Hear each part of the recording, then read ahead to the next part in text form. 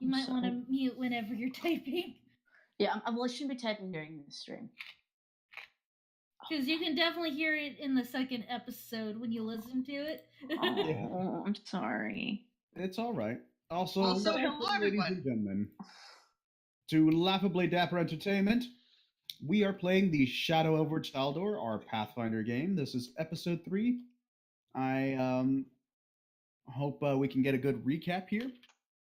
Who wants to give us a recap, by the way? So we got tired of exploring things. We found a book that belonged to the dude who disappeared. So then the dude who hired Mort and his gang was like, "Let me treat you all to dinner," and they're like, "No thanks." But the Ratkin folk are like, "Oh hell yeah!" They're like, "I didn't invite you to dinner. It's an all-you-can-eat buffet." Did you say all-you-can-eat buffet? Oh yeah! And so we tried to leave, and the door didn't open, and Brown Jenkins is like, "The fuck you doing? You ain't leaving." So then he summoned like these 3 monster things, and we kicked their asses. I think that's a fair summary. Along the way, there was some charming involved, and there was some things that occurred. We turn now at the beginning of the game. You guys have just defeated Brown Jenkins. So, how are you going to approach this now that the charm is worn off, Crow? Mort.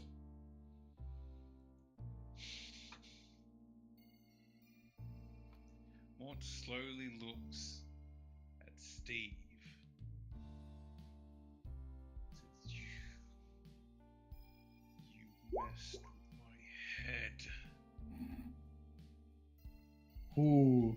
So Darmeeth is trying to calm things down, but in a panic, you just like it's kind of you're kind of having a hard time staying calm with everything that just occurred.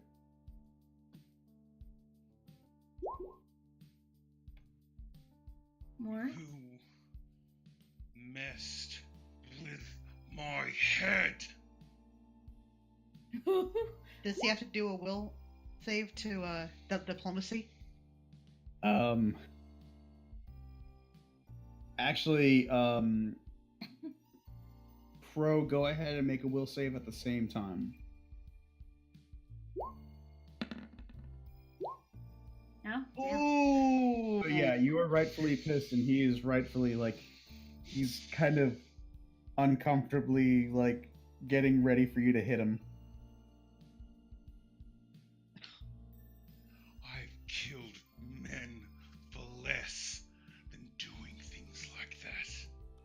You disgusting, arrogant, perverted Darmeeth is going. Piece of shit, cultist. Darmeeth is going to stand in the way and just, Mort, it's not worth it. Hey, well, he's doing that to Yep. Steve because it's a touch thing. And can Steve use animalistic allure because it's a touch thing? Not as the combat one. I want to use it as a social. So you go. So first off, Mort goes to punch Steven in the face, but the swing is very wild, and he misses completely. Like he completely sees it coming and moves out of the way. And you're wanting to use animalistic allure. Yes, the social part of it, because you can use it in one of 2 ways. Okay. Let's see. Then yeah, you can do that. How do you want to use this? I want him to try to shake Mort's hand and apologize profusely, and try to start over. Volume. Okay. Since Crow rolled so low, let me roll a quick reflex save for Steven. Oh god. It matches. So it matches. So what happens is while Mort goes to punch him, he puts the fist in his hand and just like claps it in both of his hands and says, "I'm sorry. I did not mean for this to occur Can I this way." kick him in the nuts? You can make an Can I unarmed have- attack, sure. Yes. Because he's now holding me, I've got a better chance. But the social aspect already makes you 3 steps friendlier toward him. Yeah, you're gonna have to take another will save, I believe, right? I don't know because Actually, it no, doesn't he's say. gonna have to make a diplomacy check, and he gets a +3 bonus, I think. It doesn't say that, but I'll leave it up to DM discretion. Hang on to the next. Let's see. Okay, so no, I have to make a touch attack. And since he's grabbed him by the arm, let's go ahead and I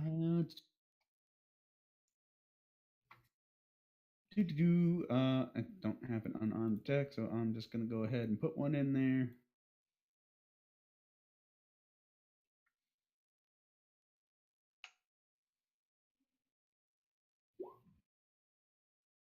I did not mean to do that. Okay, so what is your touch AC?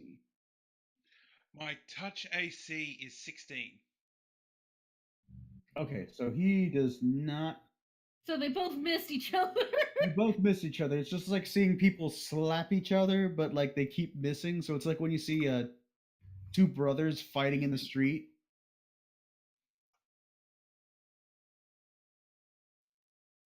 I don't think this is getting anywhere. I think that perhaps we could just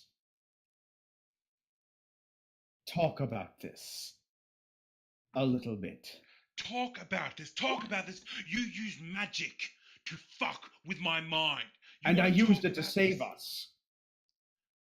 Oh, boo fucking who? You used magic to save us. You do not get the right to mess with people's minds just because you can't talk your way out of anything. Tell Oh, me, and I'm man. supposed to just wave a gun in their face and make it all better, right? It's a lot better than influencing people to make them like you. Well, At since least you have people such a wonderful understand job where I doing that stand. already on your own, I suppose I should do more like you. Here, let me pull out my crossbow. And he Oh, pulls his crossbow. It's clearly empty. Doesn't that feel so much better?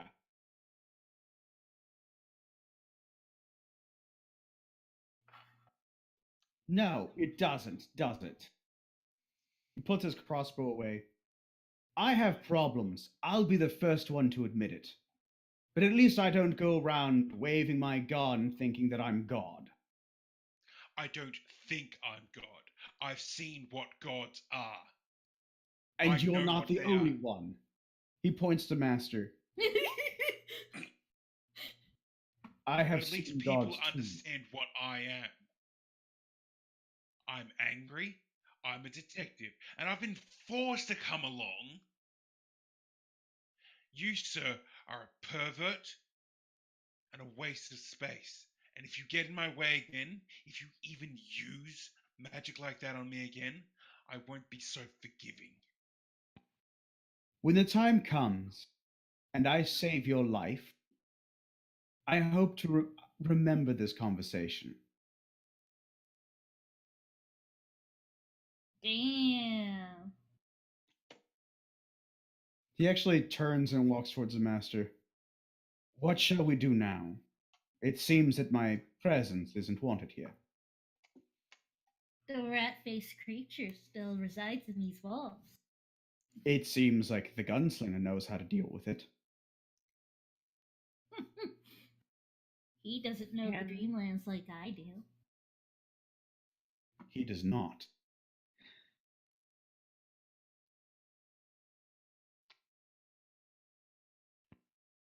I can offer them my service, Master. For you. Very good, Steve. I'm proud of you, seeing you grow like this. But I must warn you, Master, there is something here. something that has been calling to me. I believe it How? my urges. I Oh. believe it might be the witch trying to utilize my bloodline against me. It is why I was so distracted earlier, Master. I've never that inattentive to you. You know this. I've brought you so much food. Yes. It may be part of her ways and how she got the male to follow her initially. That would make sense, yes. This place is full of sin and evil. And while I'd feel more comfortable here, I feel that there is something more. But there is nothing more that we can do here, Master. Perhaps we should leave these good people to their own devices. By the way, where's the one dude who was with us? Oh, Carlos? Yeah. He's with you guys. He's just not in the room because I didn't put him in the room. Oh, he ran away. He did. He's dead. I mean, can you imagine him sticking around? I don't think so. In the words of Alucard, he Pushed out like a Like a bitch. I'm surprised Meowsitch hasn't come looking for us. So as you guys you see Carlos actually comes back into the room kind of shaking. My old one. Yeah, your old token. I'm sorry. I need to put your new one in there, but we'll leave it for now. I'm so glad you are all right.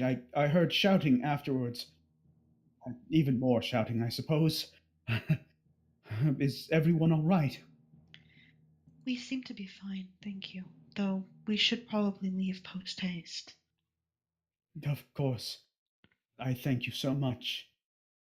Please. Please, Please. please do be careful in here.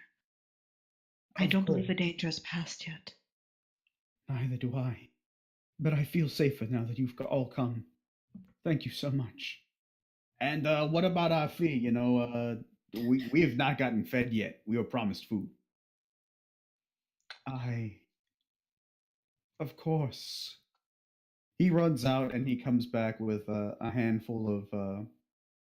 He comes back with a basket full of apples and stuff. I hope this will be enough. What is this garbage fruit? You know, Banana Cat, the cat made with the banana. That is my cat face right now. I have something special for you though. He comes back and he's got like a little tin of sardines. Is pleased. My Will master. accept sacrifice.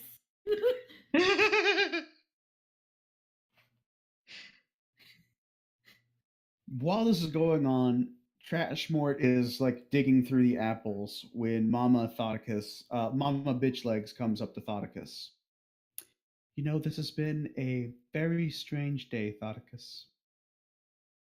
Thoticus has not stopped silently staring at his hands since we left off last time. I'm so not in the Thoticus headspace right now. I'm sorry, everybody. Does Thoticus have blood on his hands? Thoticus has vomit all over his chest.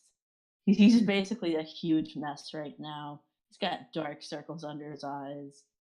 He kind of twitches a little bit. And he doesn't say anything. His whiskers twitch. You know, you did good. She pulls out, like, she opens up her flesh pocket and pulls out a little rag and starts kind of wiping your hands. You did good. It could have gone better, couldn't have gone worse. But I feel like you're the right person to look for your sister right now. Your father, who is just like chowing down, like he's eating them core and everything. He's a bit preoccupied. I gotta pull my character sheet up for a second here. What? It takes too long with all this stuff. I know. I'm sorry. Relax. No, I don't want that character sheet. There we go. I don't know where your stuff is. I'm sorry. No, I don't want my items.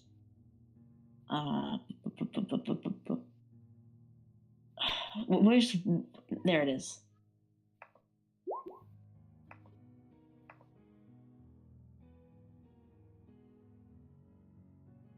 So you're still really shaken, but you're starting to slowly kind of put yourself together. He's slowly being grounded in the moment, so he's not having like active PTSD over what he's done. He's killed a guy. That's big. Can I use my diplomacy roll towards Thoticus? Yes, actually, you absolutely may. So Darmeath comes over and gently puts a hand on his shoulder. Excuse me. But if you wish, you can accompany me back to my abode. I'd be more than happy to help you refresh yourself.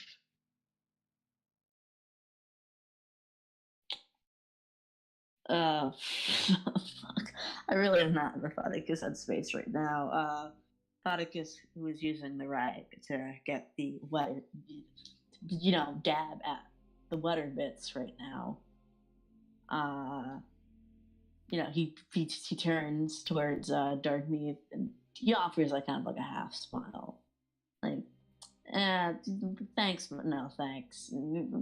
Guy like me and a girl like a lady like yourself,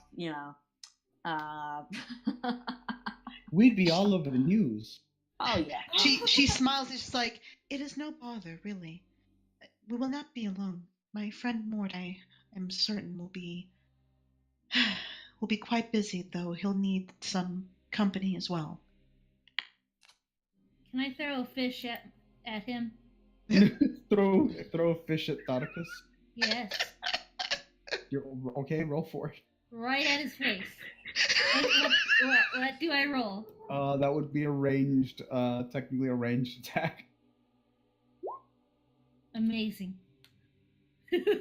So you just see the cat just like walk up to you, look you directly in the eye, and just like spit this fish in front of you. I like how much more insulting that came across. Sid kind of walks over and like looks over at the cat for a second and and then she looks back at Thoticus and she's like, "Yeah, we'd love to have you over." Oh, Thoticus, he's, I don't know if it's a humiliated, but he's definitely, been deprived of his dignity. He decides he can't go any lower. And, just his hunger and desperation and all of the emotions take over. And he does eat the fish. Aww. Which It's is very great. animalistic. Diplomacy is just like How much does Thoticus weigh, roughly? I have that here. Thoticus weighs 48 pounds.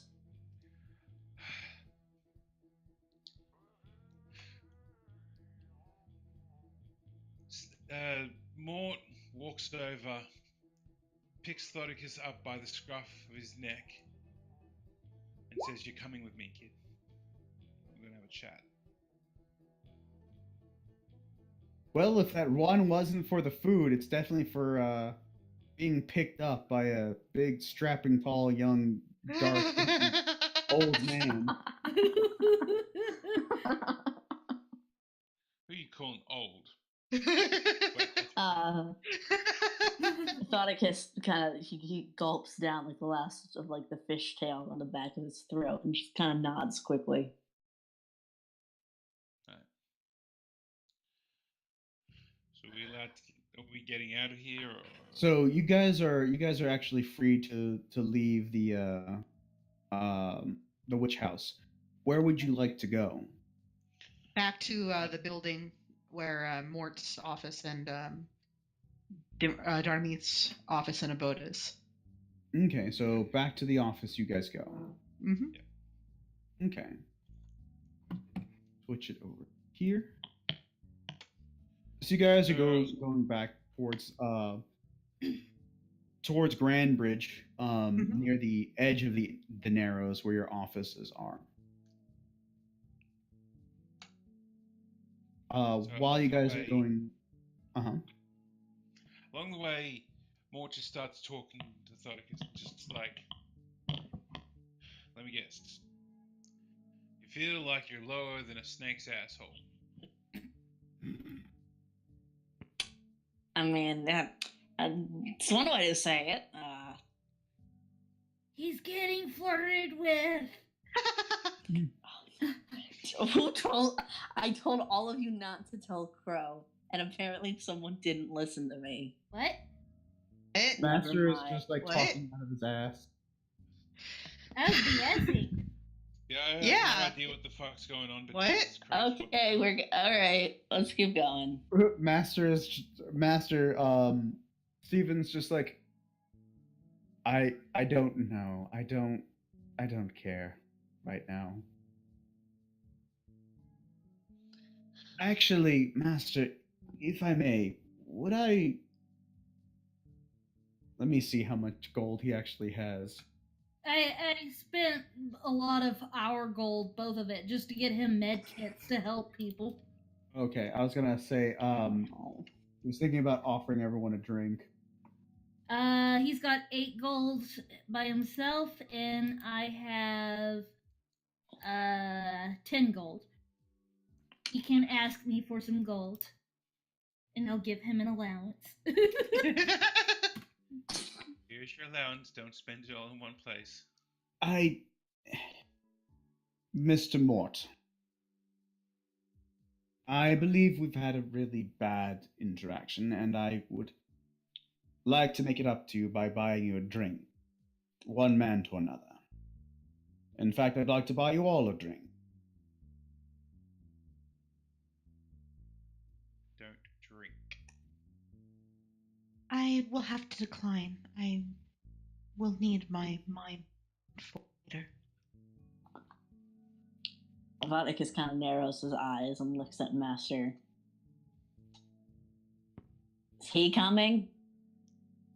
I'll cough up a gold coin right in front of everyone. He's paid.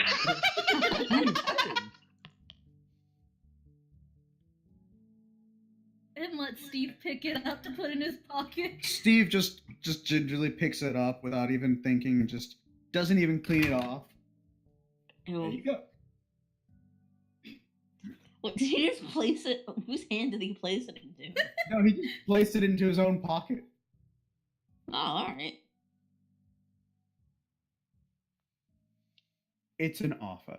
I understand if you're feeling more or less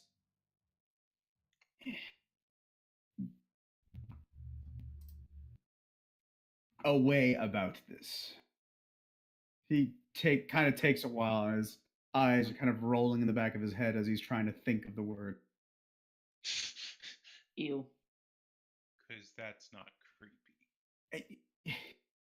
I didn't ask for this, you know. You know what? I don't have to explain anything to you. The only reason I'm here is because my master seems to think that you're of some import. And given what we've experienced, I'm inclined to believe that. Now, he points to Thoticus, your sister's been missing for some time. Yes? Yeah. And we know that something to do with a certain cult within the city. We don't say it too loud, of course. And what is your game plan for this, detective? Chase up a few leads, find information, hunt down cultists if I need to.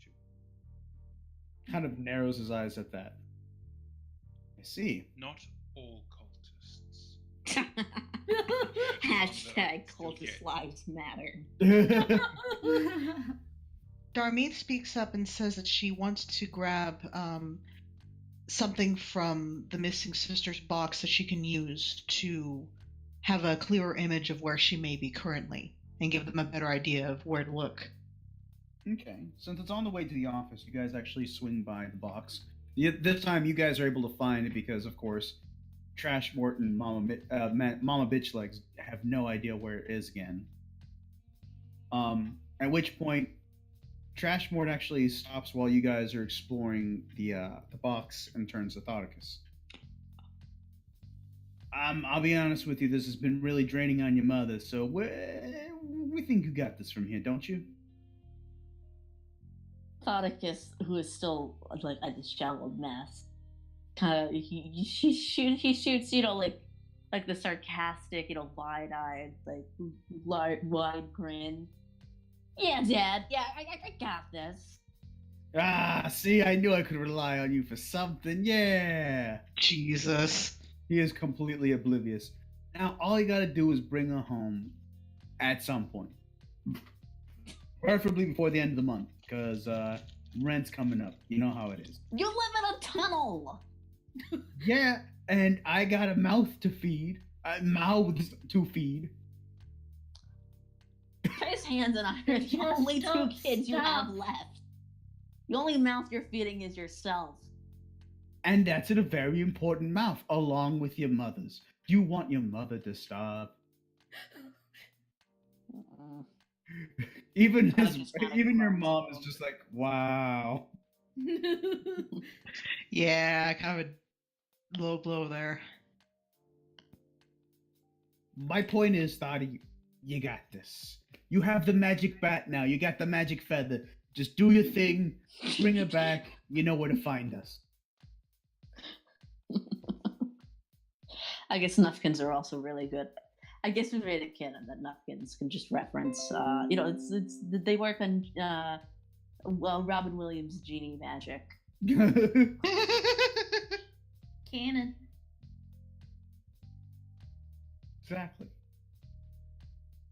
So you gotta go out and find her, right? You gotta bring her back home.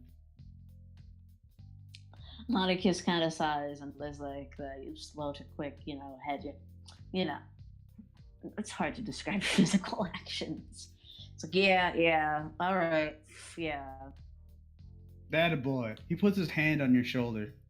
I want you to know, even if you fail, I still believe in you somehow. And he walks away, and your mom actually stops in front of you and gives you a big hug. Aww. You'll find it. I know you will. You're a good boy. But you should write more. Adorable. You can't even read. What's the point? That's not the point. I would like drawings. I could put them on the refrigerator we don't have yet.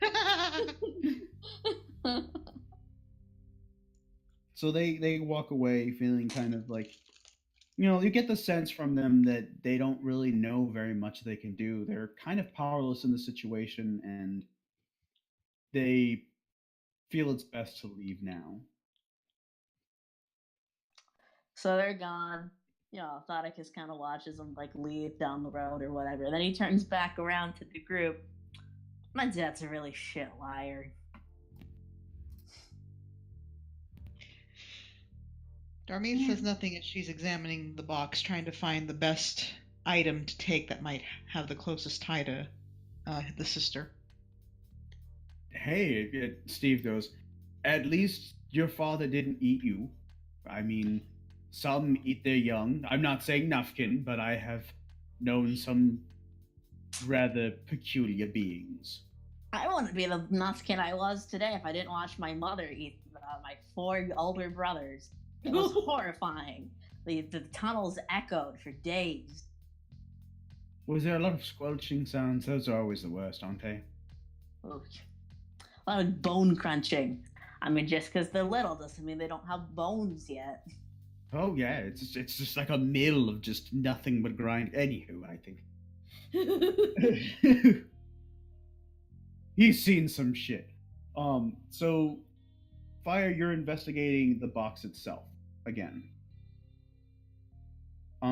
Go ahead and roll a perception check. Alrighty, give me a second. I'm pulling it up.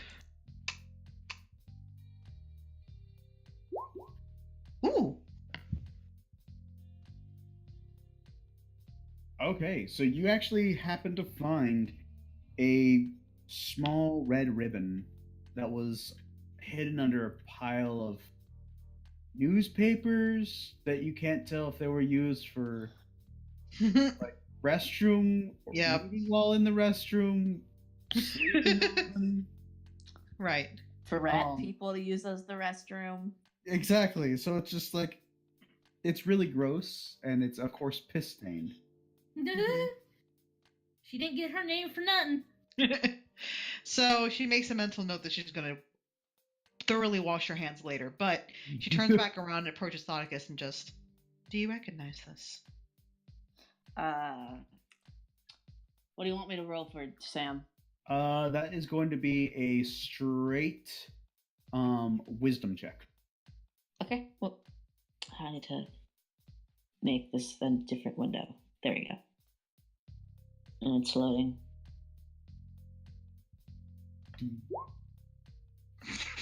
That sure is a ribbon. He's seen too many ribbons. Yeah, you can't tell. Maybe she wore it, maybe she didn't. Maybe that was her wiping ribbon. You can't tell. I mean, it's red. Well, it seems like this is the best I have to go on for the moment. She's going to kind of rummage through and wrap it in some excess cloth she has in her bag. Okay, so now you have the well-worn ribbon. Yep. Grazie. Meanwhile, during all of this, I'm just wondering what Sid's been up to.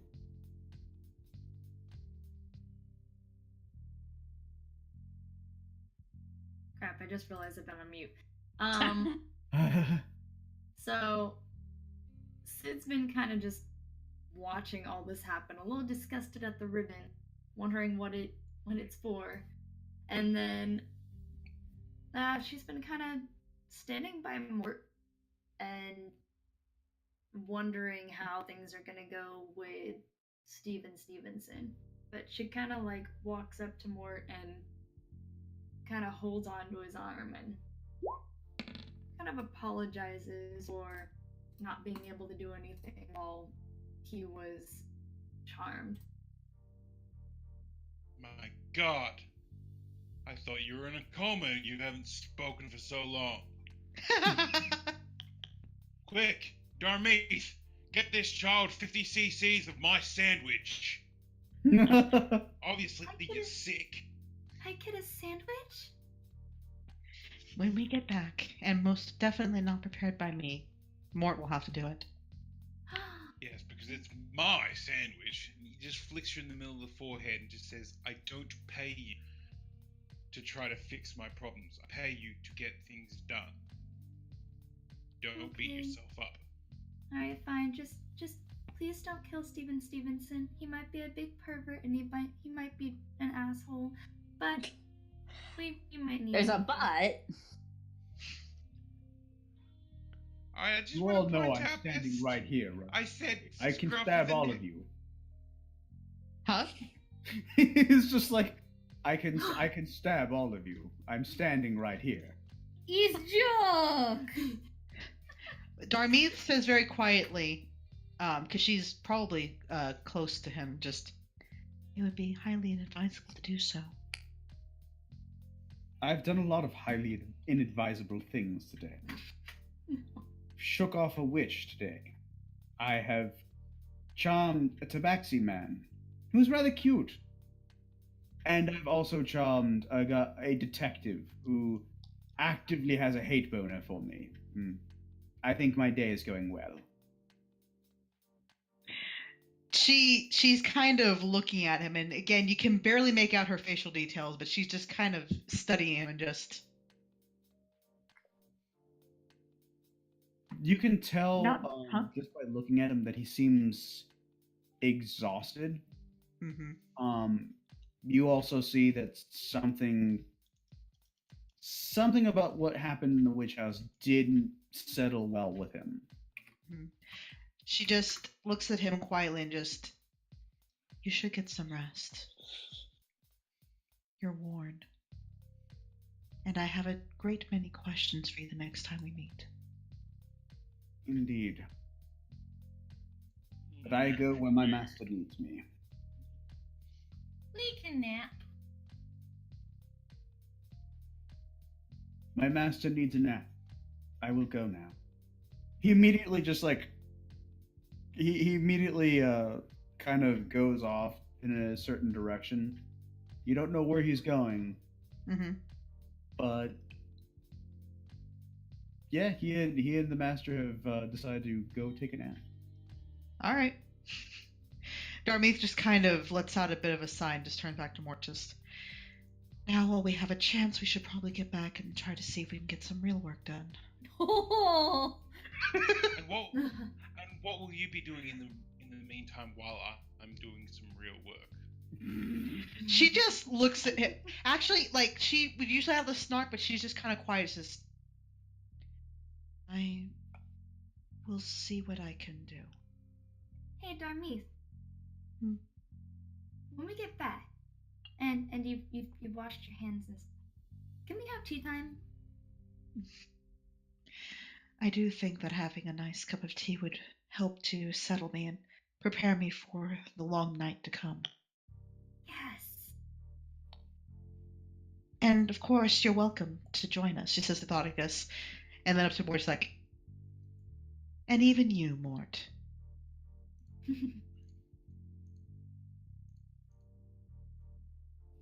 Thaddeus has calmed down, a little bit. He's been kind of cleaning himself in the way a rodent would a little bit. He's still pretty messy. Mm-hmm. He's more enthusiastic now. It's like, yeah, all right, let's go. So, to the office! As you guys are passing by the office, you can't help but overhear the crowd, There's some big buzz going around about the gala that's happening in a couple of days. Mm-hmm. And you hear someone in the crowd kind of passing by. I heard the Senate's taking a bunch of new staff to prepare for the gala. Some of them don't look right, though. They got big, staring eyes that don't blink. It's real creepy, like. They got that look about them, you know how they are. Yeah, I know what you're talking about. I don't like it very much myself, but... yeah. A job's a job, right? I suppose that's true. Guarding the gala is probably going to be the most exciting thing we got to do all night, though. Hopefully you get a couple of nips at them beers there. They got... oh, that would be nice. Darmeath is not going to react very much to this, but she is taking note. Okay. So you guys get to your office. It's about 3 p.m. at this point.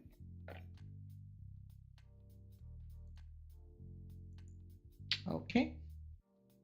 So Darmeath is going to go ahead and set aside the ribbon wrapped in cloth somewhere where it's not going to contaminate much, and cleanse herself pretty thoroughly.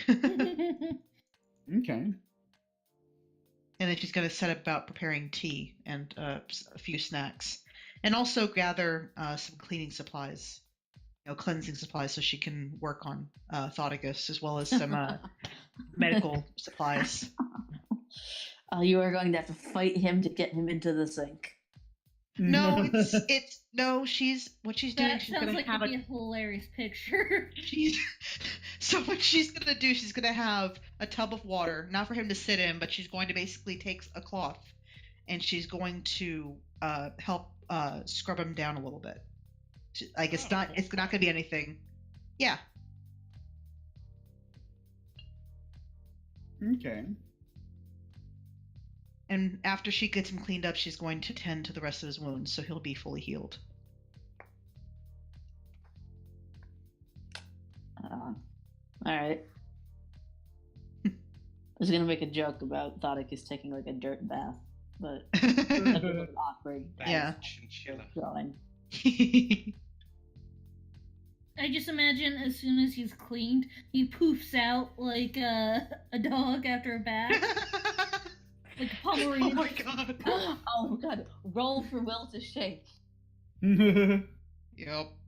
I'm doing that right You're now. you're used to getting wet, but not used to bathing. That's still something weird. Ugh. He's used to getting wet on accident. Well, I mean, yeah, for the most. Well, she was part. going to offer him a towel, but let's see how this will to shake goes. Okay. Well, Okay, you resist. You resist the urge to shake like a dog. So she hands you a towel to dry yourself off with. And she's gonna go ahead and wash your hands again and then heal you. So you should be at full HP now. okay. Well, let me go fix that. You'll still be sore though, because she didn't use magic. She just used supplies she has. Okay. Okay, so you're feeling a lot more. I wouldn't say not tired, but you are feeling a lot more refreshed.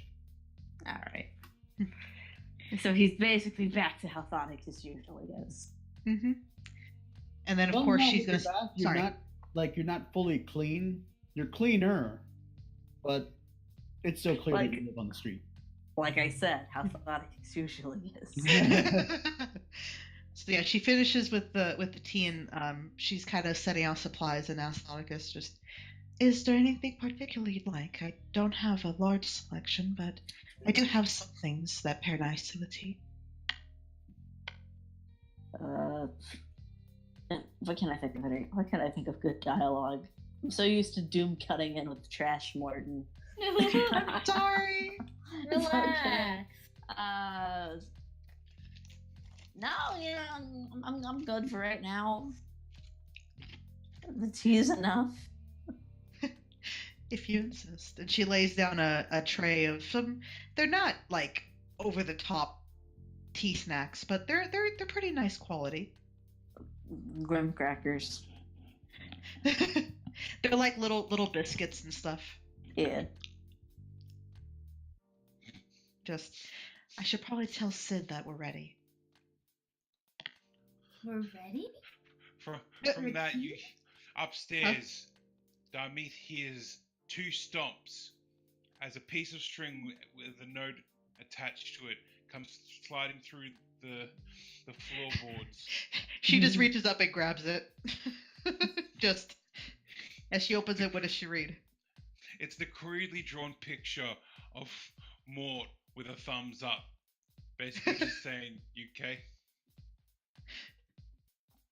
She grabs a long pole as she goes and she thumps twice onto the roof. And she sets the pole back down. They should be coming shortly. As you guys are sitting there waiting, you hear a little bit of a commotion going on outside. It seems like people are kind of oohing and awing as a vehicle rolls up in front of the building. Can I? Huh? Oh, sorry. No, go ahead. No. Can I roll? No. Can I roll knowledge local to tell the kind of car? Yes, you can.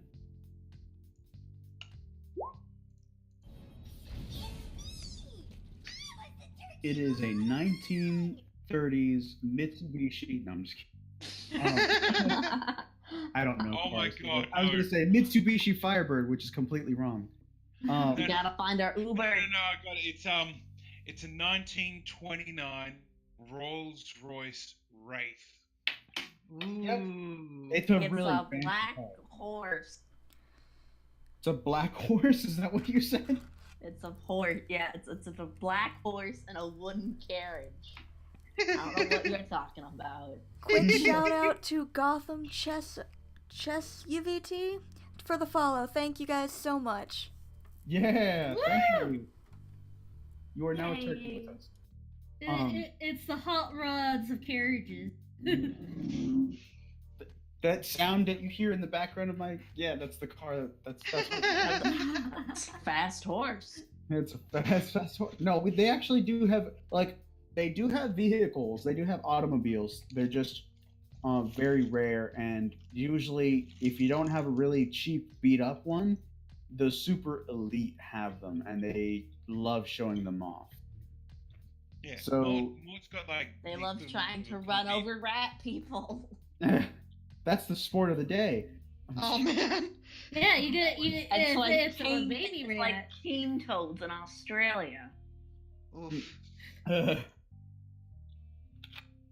But you all know that this is a rare occurrence because typically you don't see these kinds of vehicles out near Grand Bridge. You don't really see them pass the Imperial Square. Maybe in Memorial Park or even as far as Crown's Gate, but this area is usually considered too full of vagrants to be visited upon by those in the upper crust. God damn it! This ain't gonna be good. Goddamn yuppies.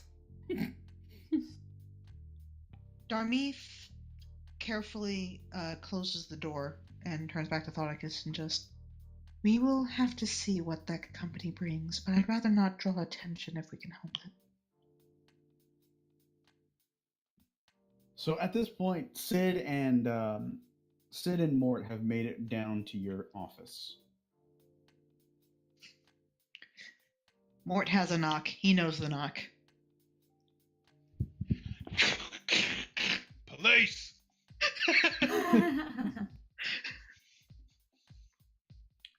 No, even better. It's just like, dummy, dummy, dummy, dummy, dummy. So she cracks open the door and just, in the gruffest voice possible, just goes, "What?" Hi. And she just kind of opens the door, lets them in. Just, did you hear the car outside? Hear it? I saw it. The wraith, which means that whoever's coming up here is either rich or stupid or both. Where'd you get that banana? Pocket banana. Pocket banana. Park the banana. You never know when you're gonna need an emergency banana. It doubles as food and a weapon, or at least a trap. I'll take the pill when you're done.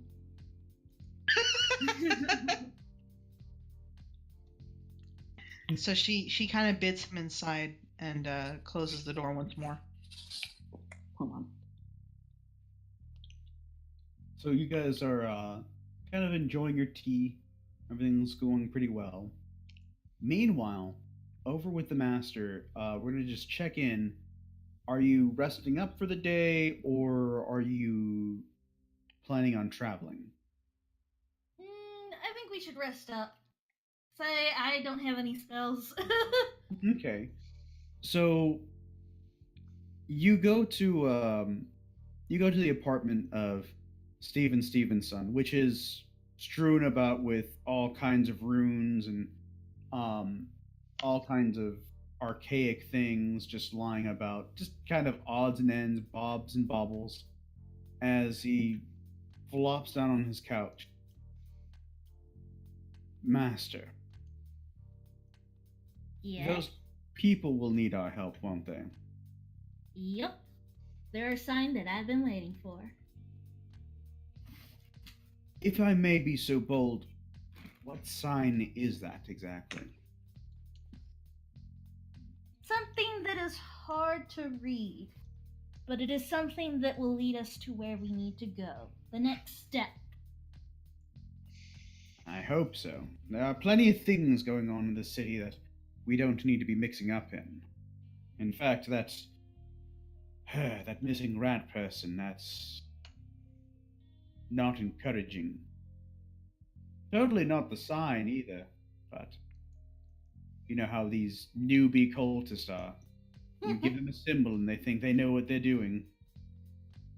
Not like us, right? You're getting there, buddy.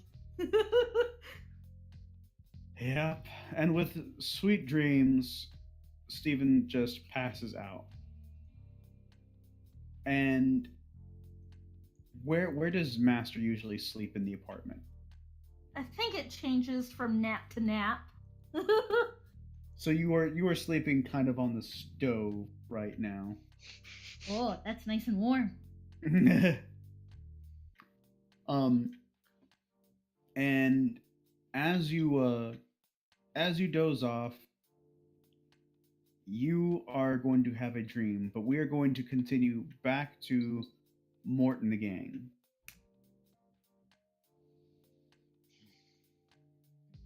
This jasmine tea is delicious. Thank you. I was hoping you'd enjoy the selection, though. Mort, how is your green tea? Same as usual. You know, I have offered you a few additives. I know, but it hurts the stomach. This is the best hot leaf water I've ever. The best hot leaf water I've ever had. Darmeeth gently smiles. She's actually lifted up her veil so that she can drink and eat unhindered. So you get the full kind of smile. When she smiles, she's got slight dimples that show up in her cheeks. Well, it's just like, what is that thing? Hmm? That thing that you're doing with your face. Like, it's like showing emotion. It's not something that I'm used to seeing, let alone doing. It's an old joke that they used to Right. say to each other. And so she just looks at him and she's just like, don't worry, you'll get the hang of it someday. And he just kind of does like that really kind of forced, not even forced smile, it kind of looks scary. It's just like just showing his teeth. Is this it? It's like the episode of Billy and Mandy where Mandy needs to be in the school and the beauty pageant. Darmeeth, Mort's scaring me right now. Back to the drawing board, Mort. I tried. Scowl it is. There's the Mort I know. As you guys are enjoying your tea, a knock comes on the door.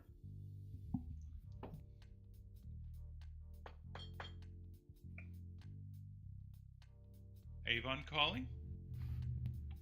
Darmeeth is going to dust off her hands, place her veil, and she's going to walk up to the door and open it slightly, just enough to show, her profile and face. Face covered in the veil. May I help you? You see a rather tall human woman dressed very eloquently appearing at the door. Yes, I have business I wish to discuss with you. I see. Please, come in. So she opens the door and allows the woman in and just, forgive me, friends, I will have to take this business. Actually, your friend the detective, I will also be needing him. And his sidekick, his ward, Sid, I believe is what they call you. I need you as well. No one here but us ghosts. I see. So she's going to go ahead and close the door after her. I'm just an old bagel wrapper someone left in Darmy's office. I'm inanimate garbage. She looks at you. I've seen your profile far too long. Well, um, you've come to me quite well recommended by a certain Sebastian Thibodeau. No. She sure is a rich lady. Man, look at all them jewels.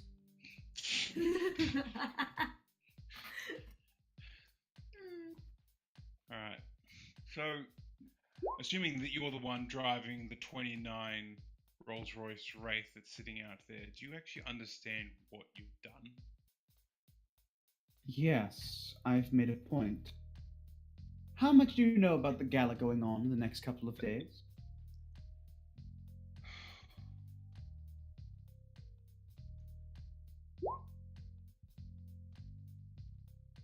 Apparently a lot. Nice. So, you know it's actually a really big deal. It's an annual thing that they do, but it's not only for the rich and swanky, it's also a time where someone chosen supposedly at random from the peasantry gets enlisted into the aristocratic upper crust.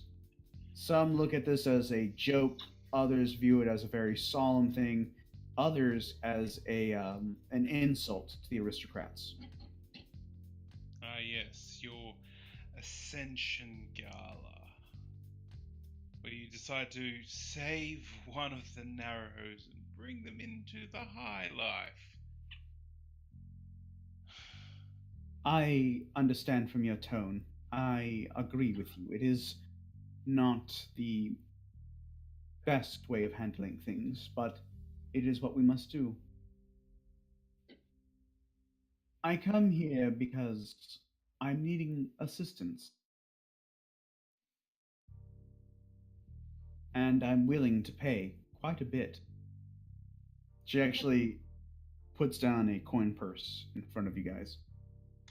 Darmeeth doesn't even look at the coin purse, and she just looks straight at this woman, though you can't quite tell if she's staring at her or not. But just, what sort of assistance are you looking for, madam? There are things going on in this city. Dark things that are rumbling underneath. I need your assistance to ensure that things go smoothly. At the gala. There's a chance that there are players at work who would rather see things unravel. People who would fight for old power instead of new. And more importantly, people who are getting in my way. Political espionage. I didn't say it. She smiles at you. Sid looks down at the bag of gold coins and like pokes it with a finger, gasps, and says, "More! We have to take this case. I could buy 120 cookies with all this gold." Actually, you'd be able to buy if you take my job, you'd probably be able to buy a whole baker shop. More! We have to take this case. I can have unlimited cookies. Darmeeth looks at her. And then she's going to go ahead and clear off. Actually, she's going to set up her platform and she's going to perform a reading regarding the gala, keeping in mind what she's heard before. Now, I know we did this the last time with the profession. Did you guys want us to incorporate the tarot deck? So I do have my tarot deck with me. I have no objections. Does anyone have objections? I don't mind. So go ahead. I'll have you roll your profession, and I'll go ahead and have Razzle read out the tarot. Hold on, I had to figure out which one this is. Sure. Just a moment. I'll be right back.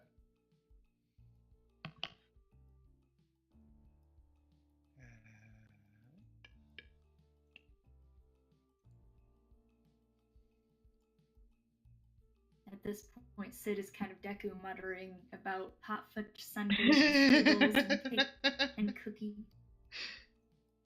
No. Nobody No. blinks an eye at what Darmeath is doing because it's Darmeath. More.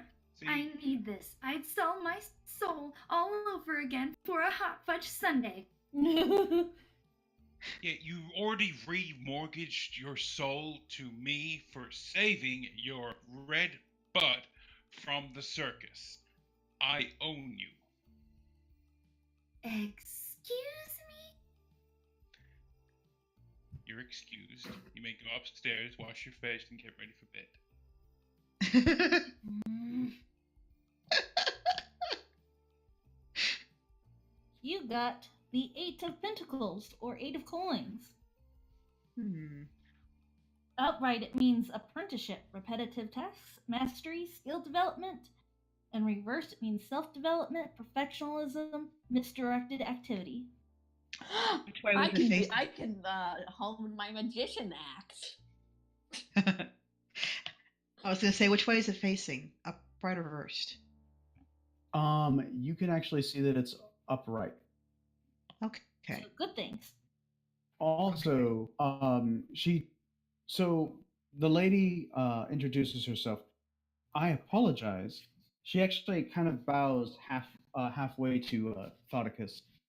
My name is Lady Martella Lathid, and you are? Ooh, I'm gonna roll for charisma on this one. I think. Do it with Since, disadvantage because you've never actually seen a noble person treat you this way. How do I add disadvantage? So disadvantage. You just roll twice and take the and lower one. lowest.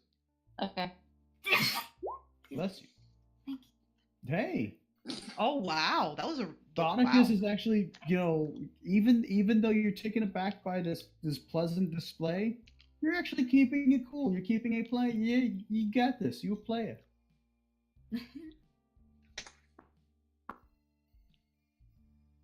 Thoticus, God, what did he say? Thoticus kind of stands up in his chair, he places a paw over his chest. Thoticus, bitch legs, madame. Pleasure to make your acquaintance. Kisses her hand. He's seen how the gentlemen play. Thank you very much. It's wonderful to meet you. I've never heard the name Bitch Legs around here before. Is it a common name? Depends. Not around here, it is. Ah, are you striking out in the big city on your own? She kind of just playfully winks. Should I roll? Should I roll for wisdom so Thoticus can know to wink back? That would be sense motive, actually. All right. I feel like I rolled for way too many things, but I think it's also. I'm sorry. I feel like I slow everything down. No, You're fine. It's okay. Okay, sense motive. Where's sense motive?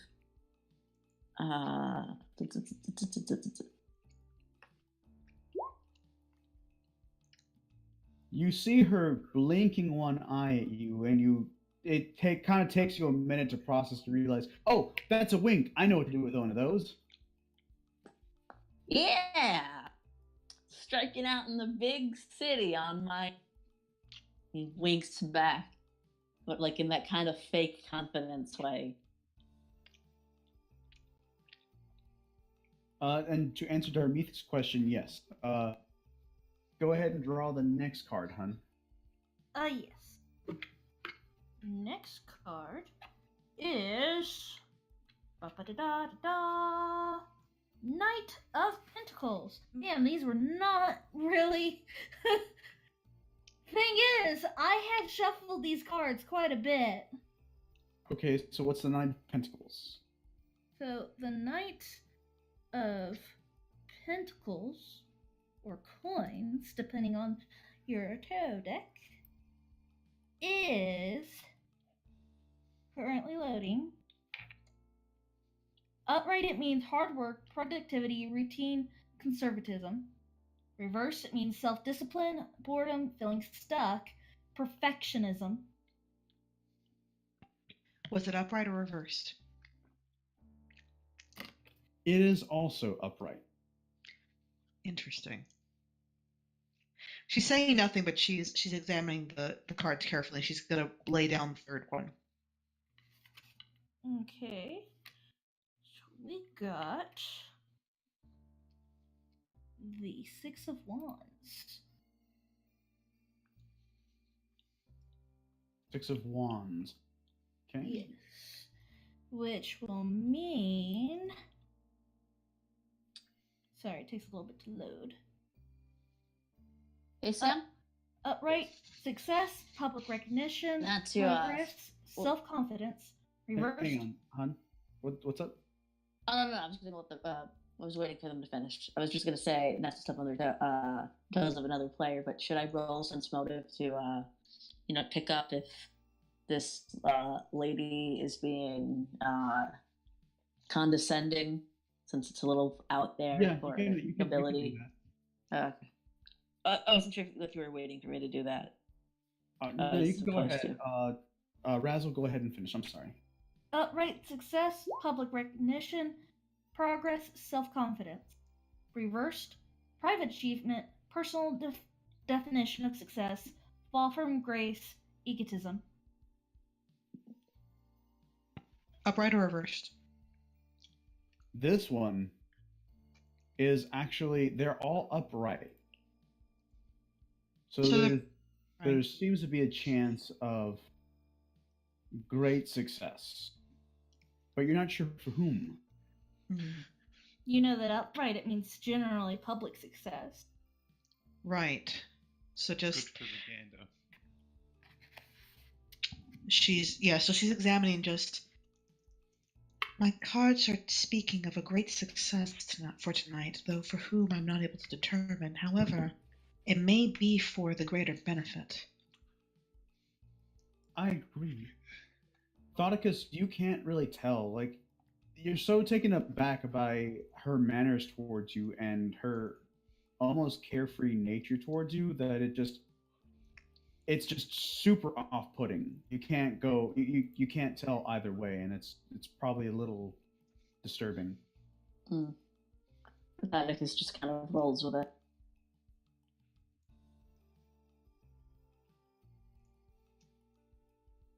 So Armaith is going to roll it over and just. I don't believe I have any objections myself, though I will not speak for my companions. No objection here. I'm You don't get a getting vote. paid. Well, What exactly do you want us to do? I require a team of separate skills. I require someone to help influence the voting on the gala night. And I believe that you, Mort Philbar, and you, Sid, I believe that you would be very beneficial in this. As I said, Sebastian Thibodeau really did sing your praises. He said something about how you once saved his daughter. He is a marquis of Taldor, and he came to me with concerns of the upcoming vote. When do you need it by? The gala will be in 3 days. I need to prepare in that time. You will be going if you accept my offer. I will be giving you all badges so that you can come in. Furthermore, I will be offering 150 gold per day to each of you. How many days is the gala? The gala's in 3, and including the gala, that would be 4 days. Okay. Alright. Give me 2 days to organize a team. We'll come see you with my answer. I can agree to this. She hands you a small device. You can use this to contact me. Just kind of shakes it around near his ear.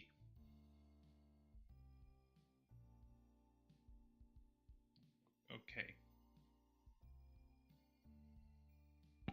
Huh.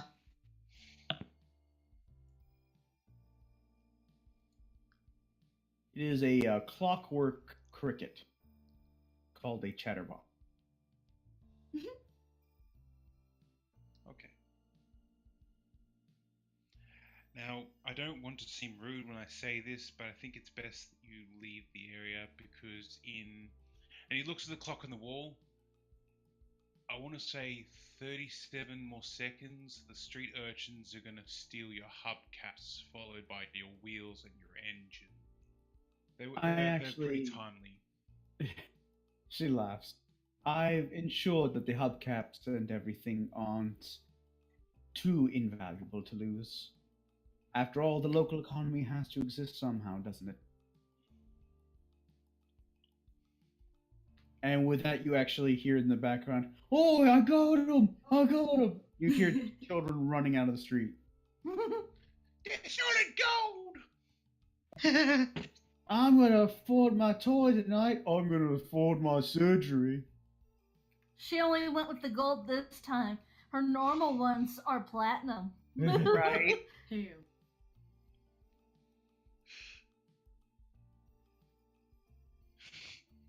I look forward to working with you, and I do hope that you take my office seriously.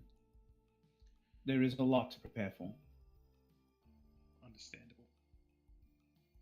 Until we see each other again in 2 days. Thank Of you, course. magical money lady. Of course, and you may consider this, she points to the pouch sitting on the table, as a frontwards investment.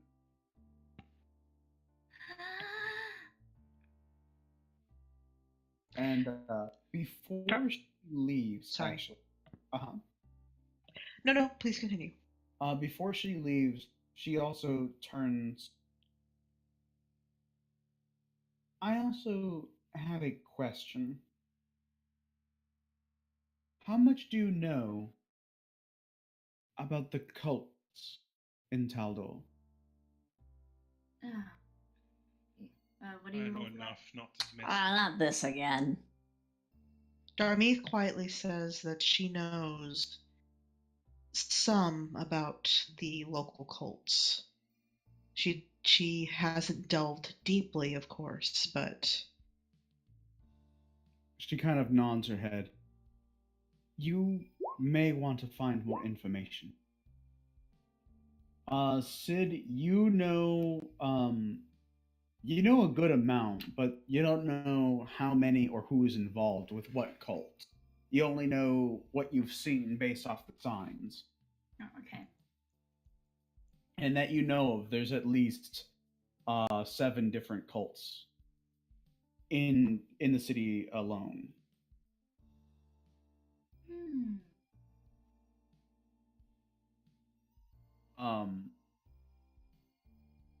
It may be pressing. From my understanding, someone has tried to hire a set of assassins who follow the yellow sign. Darmeath speaks up and just, there have been rumors of those with a unsettling appearance. Bit of an empty gaze, as it were. Staff employed. They've been noticed, I see. These are not yellow sign cultists, but there is something unsettling about the new guards and the new service staff. You'd best be careful and prepared. There's no telling what could happen. Big news could rise, or unfortunate events might occur. Let's see.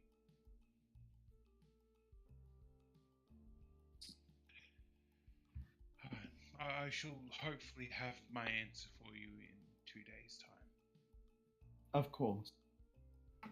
She promptly leaves, and you hear the sound of the Rolls Royce pulling out and leaving shortly afterwards, leaving you guys in silence with the gold. No, it's just like Goddamn kids, get off the goddamn road! I swear to God, I'll run you the fuck over! She's a dignitary. She's very rich, but she has massive road rage. That's for poor people, so it doesn't matter. Honestly, I'm surprised. I mean, those were some weak kids. Everyone knows you go for the engine first. So Darmeath has access to detect magic, doesn't she? Yes, I do. Mort turns to Dami and just says, "Can you check it for bugs?" So Darmeath is going to examine the chatterbox, and she's going to cast Detect Magic.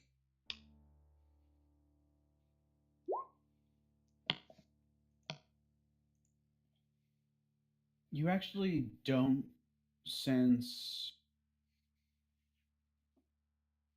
You sense that it is magic of some kind, but you're not entirely sure what kind of magic. For all you know, it could be used to. You can't tell if it's used for distraction or not, but it seems like a good way of deterring eavesdropping because of the noise it emits. So she explained as much to Mort, but beyond that, she's not certain. Correct.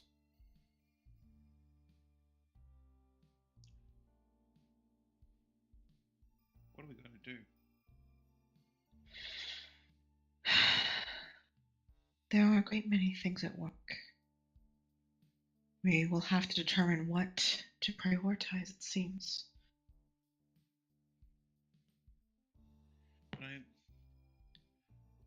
We have to take the job.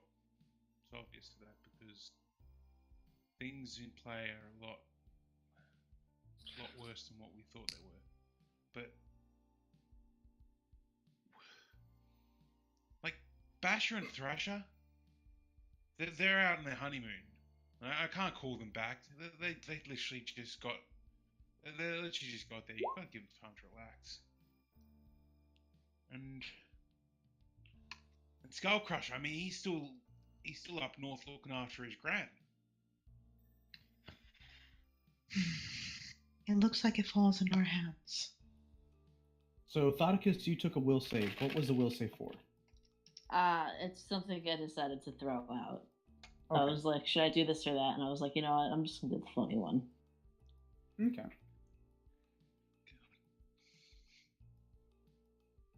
Who can I take along? You got me, Mort. Okay, let me rephrase that. Who can I reliably take along? You got me, Mort. Who can I reliably take along? Hold on. Darmeath says quietly. I'm sorry. Go ahead. Oh, no, I'm rolling for this. Hold on. While you're rolling, Thoticus was, just kind of been sitting quietly, sipping at his tea, just kind of like throws his arms out or whatever. It's like, the gala, like, wow, he's just completely enamored by the lady, The glitz and glamour. the glitz and glam, the high class. Now that it's kind of like he's been like holding it in out of politeness until the lady was gone. It's like, wow. I mean, gee whiz, like that's a once in a lifetime opportunity right there. Piss hands is fine. This shit happens like every other month, but the gala that happens like once a year. I think I haven't owned a calendar in 3. I just imagine he's just like basically moved in without permission and rushing off now. Away. No. Thoticus is too nice for that. He's just excited that people are talking about it. Yep. It's actually a really big deal, and it's something to be said that no one's ever seen a Nufkin at the gala before. Darmeath kind of At least smiles alive. gently. Yeah, Darmeath kind of smiles gently again under her veil at Thought I guess just. Would you want to be making your entrance at the gala then? Me, lady. I think Thodic probably like knocks his cup over or something. He's very taken aback. Me, no. I mean, I could never. I mean, the last time a Nupkin showed up at the gala, they were the appetizer. Yes, but if you were with our company, there would be certain. She kind of tilts her head back and thought a little bit. There would be certain protections. The simple fact that if anyone lays a hand on you, within reason, the hand will be removed. Not to mention if. I gotta Sorry. do 2 rolls, I'm sorry. No. Okay. In the meantime, Sid, as you're trying to intimidate Mort is just looking at you nonplussed the entire time.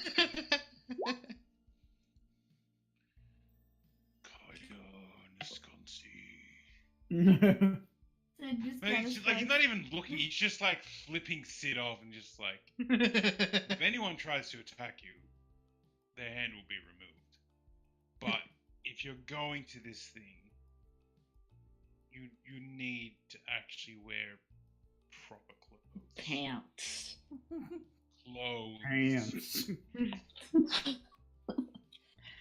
All right, You're wearing so a shirt, you're wearing pants, you're wearing shoes. You're gonna do something about that hair. Darmeath just kind of smiles again, but this time slightly mischievously at Mort, which again can't really be seen that well under the veil. I'm sure you've got a few older things you wouldn't mind donating.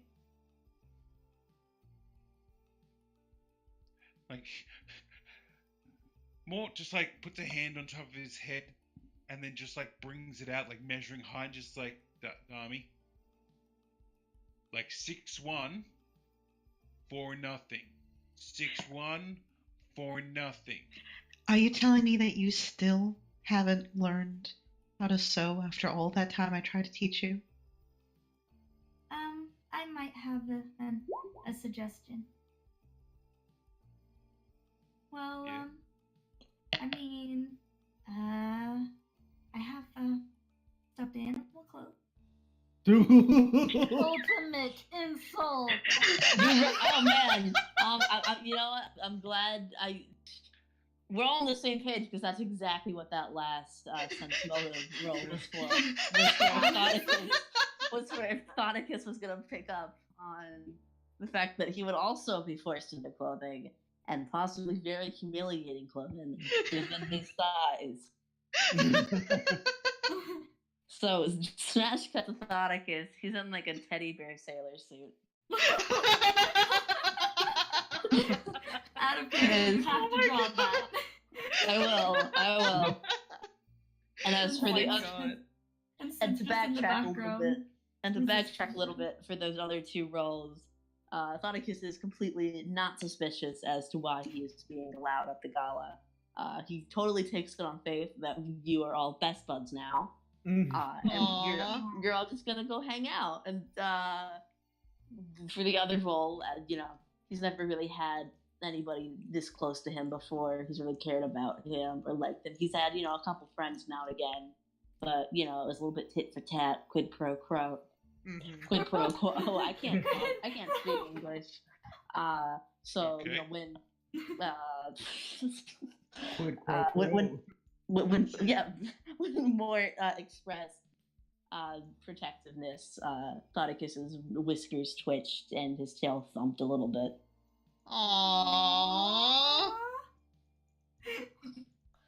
He's a little bit more animal. Mm. And that's gonna come. That'll be fun at the gala. I love the fact that you're like, let's dress him up in doll's clothes, even though you got a pile of money. well, I mean, it's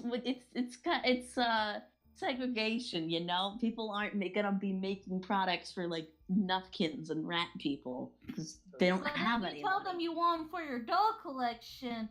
Well, you must be a rich, fancy entrepreneur type or something. Yep. One like of those weird rich people.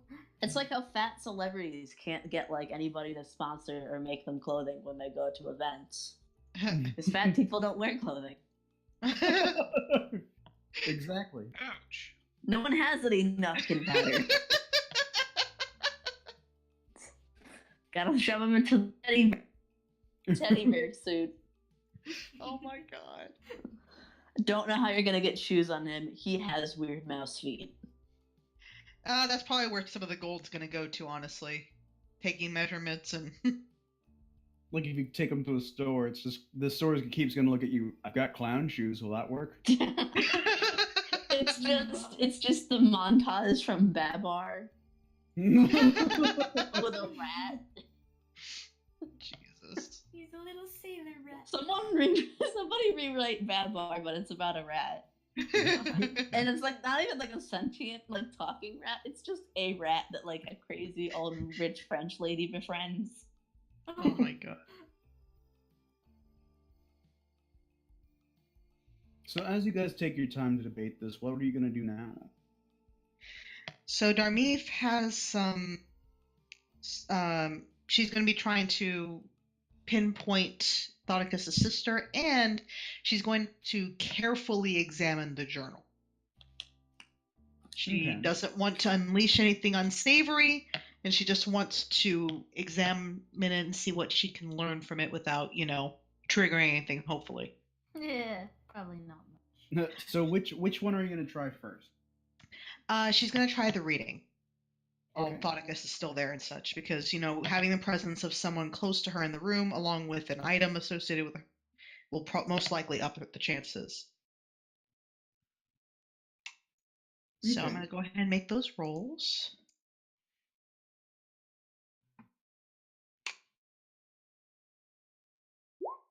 Ah, God. I get any kind of a... Huh? So go ahead, Hun, if you could, roll a... Roll? I'm sorry, not roll. Pull a card. Sorry. Roll a card. Do I get any kind of a bonus for Thoticus and the ribbon? Not yet. Dang it. Okay.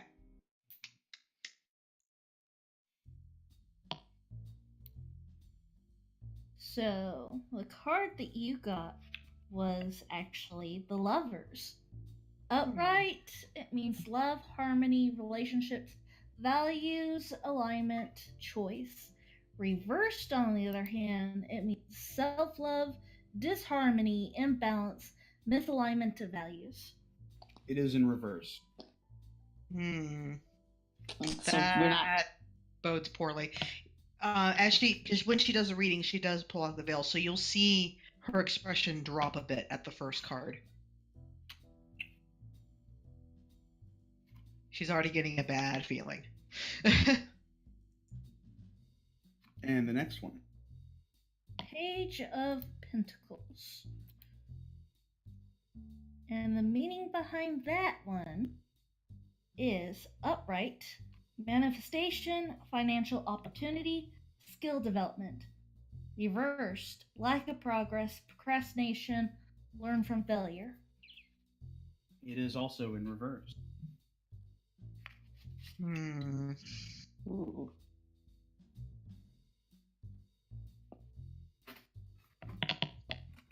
And the last one. Four of Swords, which means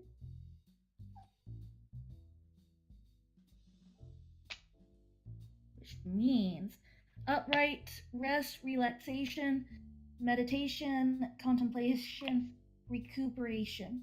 Reversed, exhaustion, burnout, deep contemplation, stagnation.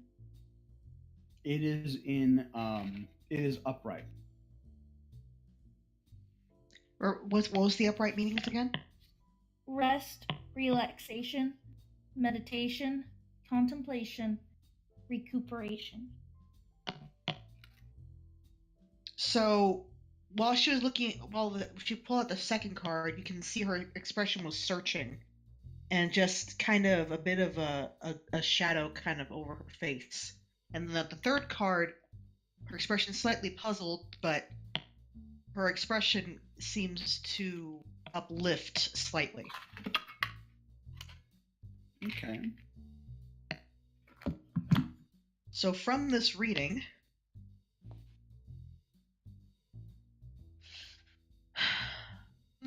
it seems that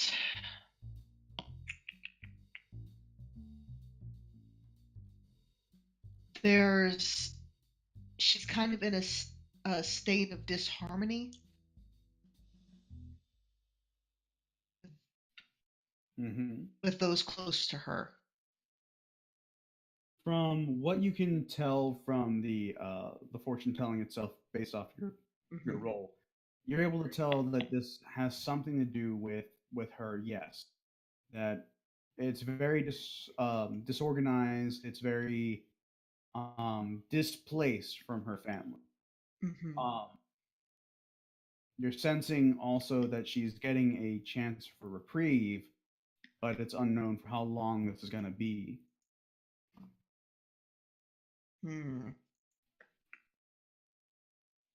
And what about the middle card? Hang on, actually. Sorry. What was the middle card again? I'm sorry. Wasn't it the swords was the last card. Lovers was the first. And it was something. It was no, it was the page of the one where you consider it coins. Oh, page of pentacles. Yes, page of pentacles. Yeah, which was also reversed. Yes. One thing you might consider doing is writing down the name of the cards and try to reversed, and then you'll be able to look them up. Yeah, let me. God, I'm sorry. Oh no, you're fine. It's something we decided to implement kind of last minute. Okay, so it was lovers, page of pentacles reversed,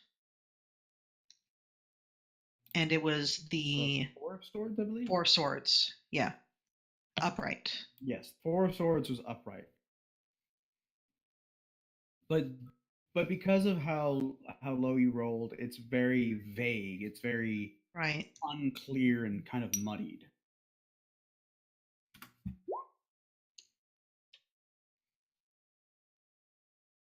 Okay. I'm gonna grab you, Bubble. Can I try for another reading? At this point, it's one of those things where the other thing that might be causing this problem is that you guys had a harrowing adventure in the witch house, and it left you rather exhausted. So it's harder to focus. Okay. The cards are not very clear to me right now. But I can determine that she still seems with us. Though her fate is still uncertain.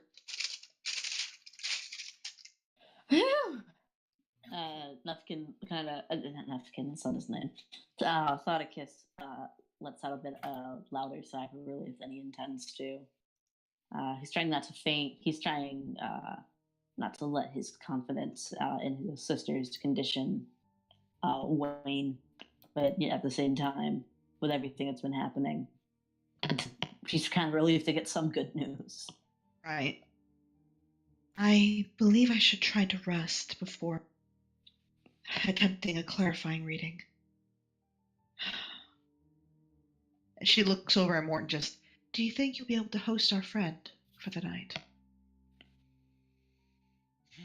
In exchange, I can host Sid down here with me. Look at you, Thoticus, you think to yourself, you're being treated like people, and all it took was putting on pants.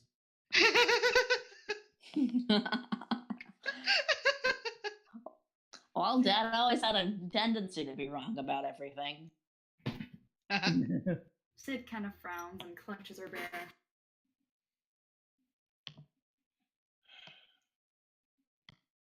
Oh, Thoticus is already in clothes. Okay. Yep. Yeah, you got the clothes from the teddy bear. Right. I wasn't sure if we were gonna act that out or just Nah, continue with the smash cut. It just happened. It happened faster than Thoticus can really process. It's one of those To things be before fair, you it's know it, not you're that fast. just you're just in these clothes. So as you guys are doing that, did you want to take a closer look at the book or not? I think she's going to attempt it when she has a bit more rest, but she's going to stow the book carefully and safely in her bag, and put it not too close to her, but somewhere secure where she'll know where it is and won't be too obvious. Sid kind of looks over and is kind of interested in it. Actually, can I read it? Darmeeth looks over at Sid hesitantly. I think it would be best for both of us to rest before attempting to look upon it. I have ill bodings about this journal. Okay. Also, Sid, I'm pretty sure you can't read. She turns away from work. It's all right. It'll be a girls' night tonight. Make sure you read her a bedtime story. Screw off more.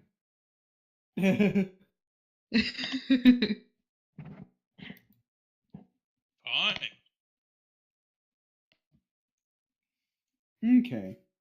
So you guys are gonna go ahead and take off for the night.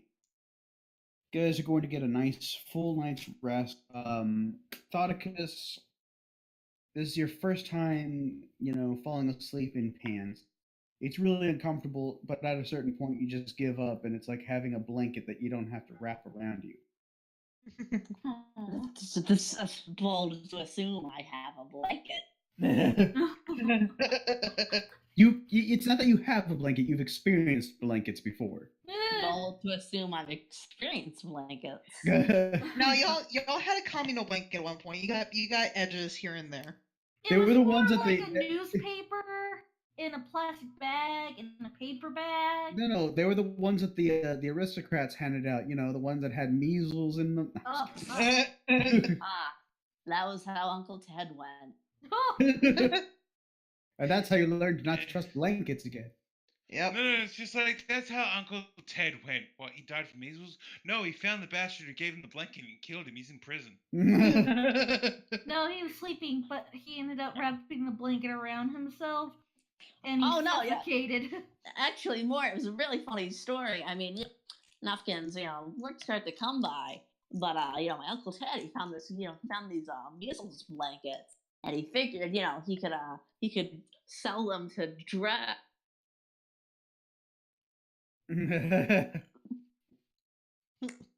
I don't think the story is actually that funny. Never mind. No, it's obviously very hilarious. Now, let me, of course, show you to where you'll be sleeping tonight. Now, it may look like a fire escape, but it's actually... That's so mean. I mean, he slept in toilets before. Fire escape's pretty, It rains tonight. Oh no! Oh, come on! I'm kidding. Thoticus has died. Thoticus just knocks on the window, just like, I'm so cold. Or just slowly shuts the curtains. Flips them off and then shuts the curtains again. No, it's actually a pretty clear night. It's even if you were sleeping outside, the stars are actually visible over the city, which is kind of a rare occurrence. There's a certain comfort in it. I mean, Thoticus is pretty used to sleeping underground, so sleeping under the stars is a pretty big deal. I'm not even sure he gets that much sleep. He probably just stays up by the rail watching, being all whimsical. Yeah. Wow, whoever would have thought that stars could look so much like regular lights? Just No, I kind of imagine just Thoticus sitting on the edge of the fire escape, just see someone walking past with a pretzel and just like, hey, give me that pretzel. Althonicus is much nicer than that. No, oh god, no, even better. It's just like a local cleric walks past and just like, this is the voice of your god. You should totally throw some food into the air. Mort comes later in the night. Mort goes by the window again. I don't know. He had to brush his teeth or something. There's just an owl trying to like peck out Thoticus's eyes. Wrestling with. Oh god, no! Like Thoticus is just like dead asleep, but the owl's just like pecking into him. Like Mort slowly lifts the window up, pulls the gun, and just points at the owl. Just, you want to play this game? Fly faster than 300 feet per second. Thoticus is undeserved shelter, but he is deserving of life for those of you keeping track at home. Like, that's the thing. Mort doesn't care for people, but he doesn't, like, he only allows a certain level of not caring outside of, you know, he knows that Thoticus can put up with a bit. But the simple fact is, Thoticus like, can put up with a lot. What are you talking about? yeah. Like, you're stuck with him now. The next morning they wake up and just like, hey, Mort, what's for breakfast? Fried owl. It's like the scene from Shrek. Right? The bird. So the next day, can I wake up Steve by making biscuits? Actually, while you're sleeping, I'm actually typing something to Mort. Hang on. Okay. Cat biscuits? I was gonna say, can I roll, or can there be a roll to see if Darmeeth gets a prophetic dream? Actually, someone already has.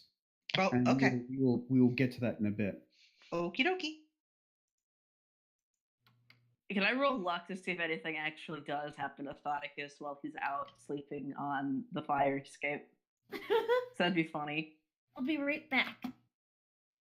You're rolling to do what now? I'm sorry, I'm trying. I'm gonna roll luck to see if anything actually does happen to Thoticus while roll he's out. Random 20. Yeah, roll a d20. How do I do that? Just roll. There's just a type in 1d20. Okay. Backslash 1d20. Okay. Well. So /R. No.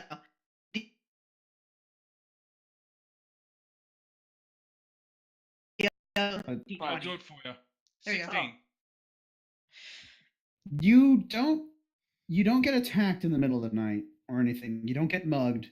You don't get peed on. You don't have anything bad happen. In fact, you have a pretty restful sleep. And in the morning, you actually happen to find a small cracker somehow ended up in your flesh pouch. Pigeon dropped it. Mm-hmm. You now have avian flu. Sorry. Jumps on that pigeon. It's worrying, but it's carrying rat tweetable. flu. It's a worry, but it's tweetable. So, Mort has been Mort. You have a somewhat fitful rest. The rest of you actually get a good night's sleep despite everything, but the day seems to have been particularly draining for you in some ways. Maud is not in the mood for anything. Meanwhile, we're gonna give it just a moment because my wife, is currently in the restroom. So, we will be turning to our old friends, the Master. In the meantime, I think now would be a really good time to mention that we are not sponsored by, but we would like to have you guys look at sponsored by Ivory Monocle Trading Company, where the best teas and blends that you can even imagine are available. You guys should really check them out. Now, Sam, did I hear word that they brought out a new blend this week? Yes, they did. The Barbarian Rage Chai Tea. Ooh. Now, as someone who has rage, I find that offensive. Chai tea cannot calm my rage. No, but it can give you the energy you need to enact it on others.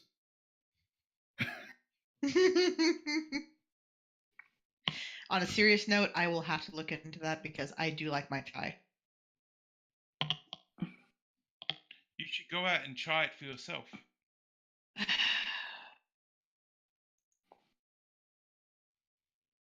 Dead silence is all you're gonna get from me. I'm not gonna. I was gonna say, there's also roll a one. Sorry, there's also the Hunter's Bane tea, which looks to be a delicious black tea, if I'm recalling correctly. I'm trying to fact check myself here. And I have actually gotten to try both of them. It's a hibiscus tea, and it sounds delicious.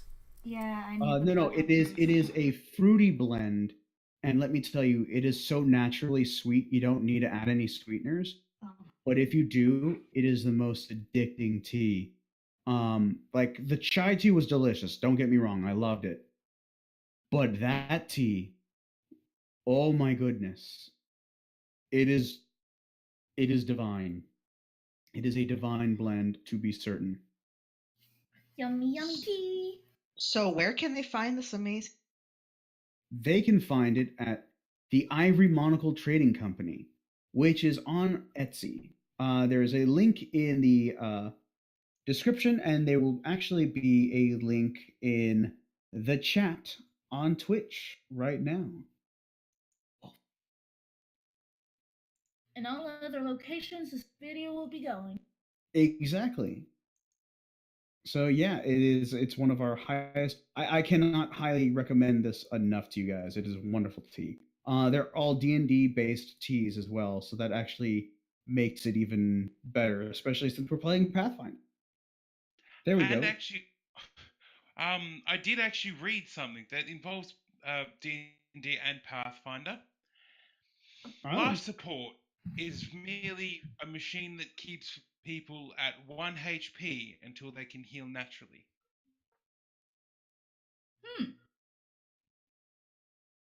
I know the healing potion is what keeps me going at work.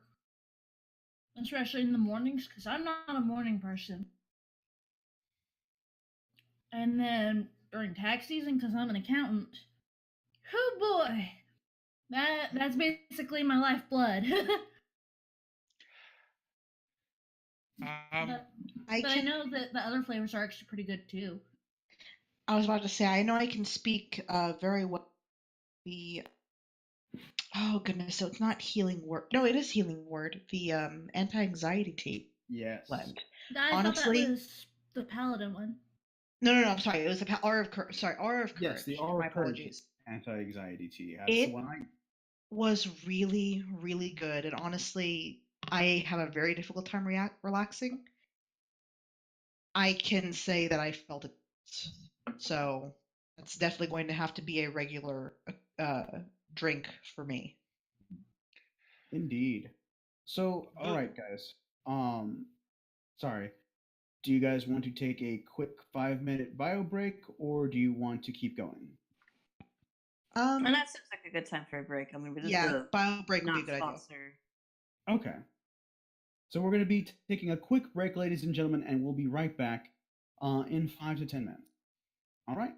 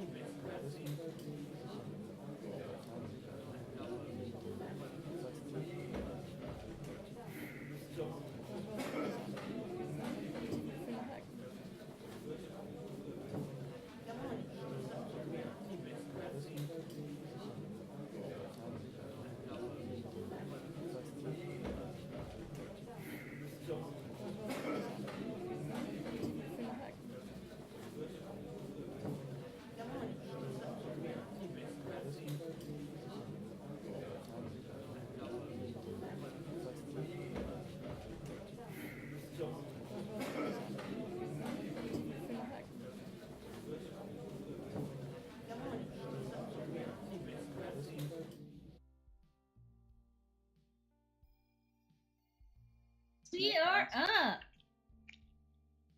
Back, ladies and gentlemen. So it has been a long night. Our fine, intrepid heroes have gotten to rest, and we are going now back to the home of Stephen Stevenson, where he is just waking up to the master making biscuits on him. Cute. Oh, master, Precious. I did not mean to sleep for so long. What have I missed? I have had a vision, Stephen. A vision that you may not enjoy. Am I to be punished again? No.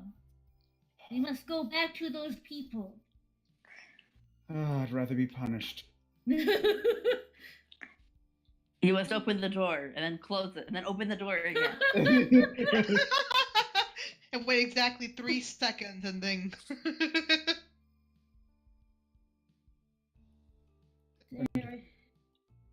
There is an oncoming threat that puts us on out of character. just Master just has a hairball.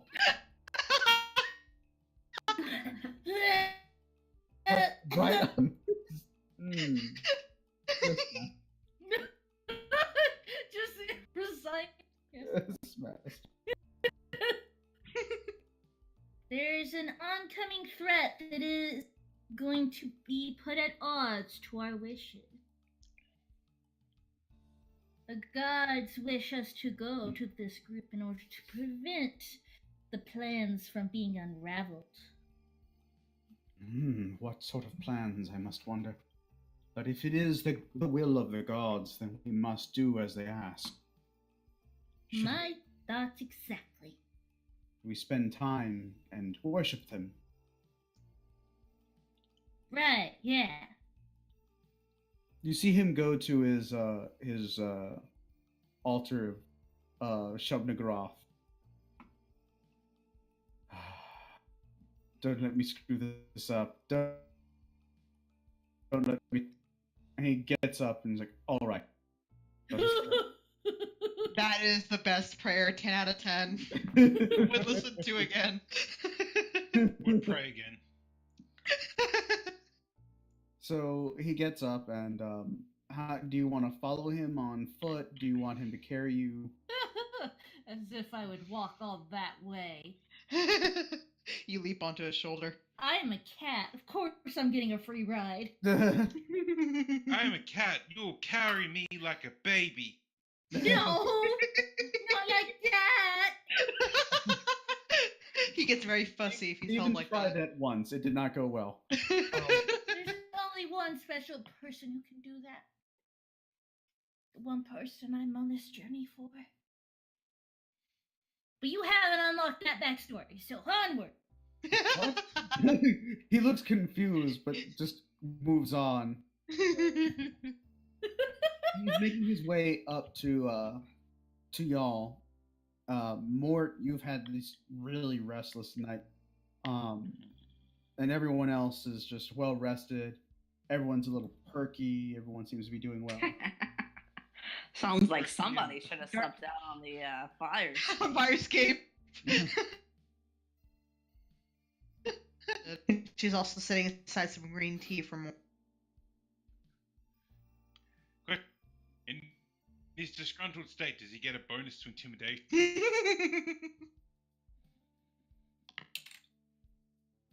He does. You get a +1 circumstance bonus to scowl. Cathonicus, what about, I don't know what I've rolled for this. Because, Cathonicus has lived on the streets before. He lives in the sewers. I feel like we haven't spent enough time on the fact that Cathonicus lives in the sewers. What should I roll to see if he can go forage breakfast? That would be a survival check. Okay, great. I put 0 skills into survival for some reason. It's okay. It's not something that... Yeah. This is just a general intimidation of just like everyone is too chipper. Wow. You need to know your place. Holy crap! You just so happened to find some, some recently thrown out sausages that someone didn't want. Nice. All right. And they're only slightly chewed in places. It's like the jackpot right there. Wait, I also need to roll. I'm gonna roll charisma for this. Okay. Should I roll charisma, wisdom, or willpower? I think you know what I'm thinking of doing. If you're thinking what I'm thinking, then it would be will. Willpower. Wait, we might not be thinking the same thing. I'm assuming it's that you just want to scarf them down. Oh no! It's the opposite. Oh. Put it in your flesh pocket to ferment. Oh no. Aging doesn't work that way. Okay. All right, I got it in the flesh pocket. Okay, we're gonna start with Will. You're gonna start with Will? Okay. Okay, so he does not scarf them down. Adds. Now I got to roll. Now, wisdom or charisma? Well, it depends. Are you trying to serve these to other people? Then that would yes. That would be. Is Thoticus going to know to not serve trash wieners to his non-rat friends? That would be wisdom. Yeah, no, that's the cook's idea. This is what friends do. They present trash food. That's what I found. Wonderful. That's exactly what he does. He shows up with Mort. He's like, hey, look what I found. Fresh off the streets. He doesn't miss a beat. Ooh. Yeah, he rolled that 28 intimidate, so you immediately feel just this aura off of him, just, Wisconsin. You don't know what's burning his biscuits, but something's burning his biscuit. Sid kind of looks over at Thoticus, leans down and... Wait, we're there? I thought we were in Darmith's place. Yeah, no, we just, no. Thoticus and Mort came over to Darmith's place. Yeah. Okay, I must have missed that. I apologize. So... I have to pick up my child. Sid ignores I would like Mort. to exchange this child for the other child. so, yeah, go ahead. I was gonna say, Sid reaches down to Thoticus and hands over a bag of potato chips. Here, man, have some chips. I don't think chips have been invented yet. Yeah. They have. Okay, sure. It's the 1930s. Yeah, I was gonna say Darmith looks at Mort and smiles her most brilliant smile possible. You can see it from behind the veil. Just, good morning, Mort. Aren't you just the happiest camper this morning? Here, why don't you start it off right? And she hands him his cup of green tea. Mort walks over, leans real close, and says, I had a dream last night where I saw the girl get sacrificed for Soja, and the chanting, and the screaming, and the blood dripping.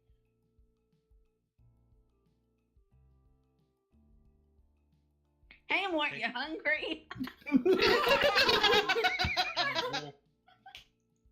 Huh? Takes the tea and then he's hungry. walks back to a chair just to sit down. Darmith makes sure she serves Sid and Thoticus, and then she takes her own cup of tea, sets it down on a stable surface nearby, and she goes behind Mort, and she just kind of leans on the back of the chair a little bit, and she kind of lowers her head to his ear and just, are you sure you don't want me to add anything to your tea? You could use a little something to take the edge off. Don't need to inflame my ulcers more than they already are. So, Thoticus, what are you trying to perceive in this moment? The tension. Oh, no, the tension is so thick you could cut it with a butter knife that's not hot. Yep. Or the fact that something is amiss. No, Thauticus can tell there's something very amiss. Okay. It's pretty. It's like it's that obvious. Oh, yeah. Mort is not hiding it. I smell breakfast this way. So, Darmeeth just kind of, she lets out a small sigh, not necessarily just, you know that I've got the relaxation blend for later tonight if you'd like to try it. Brought to you by Ivory Monocle.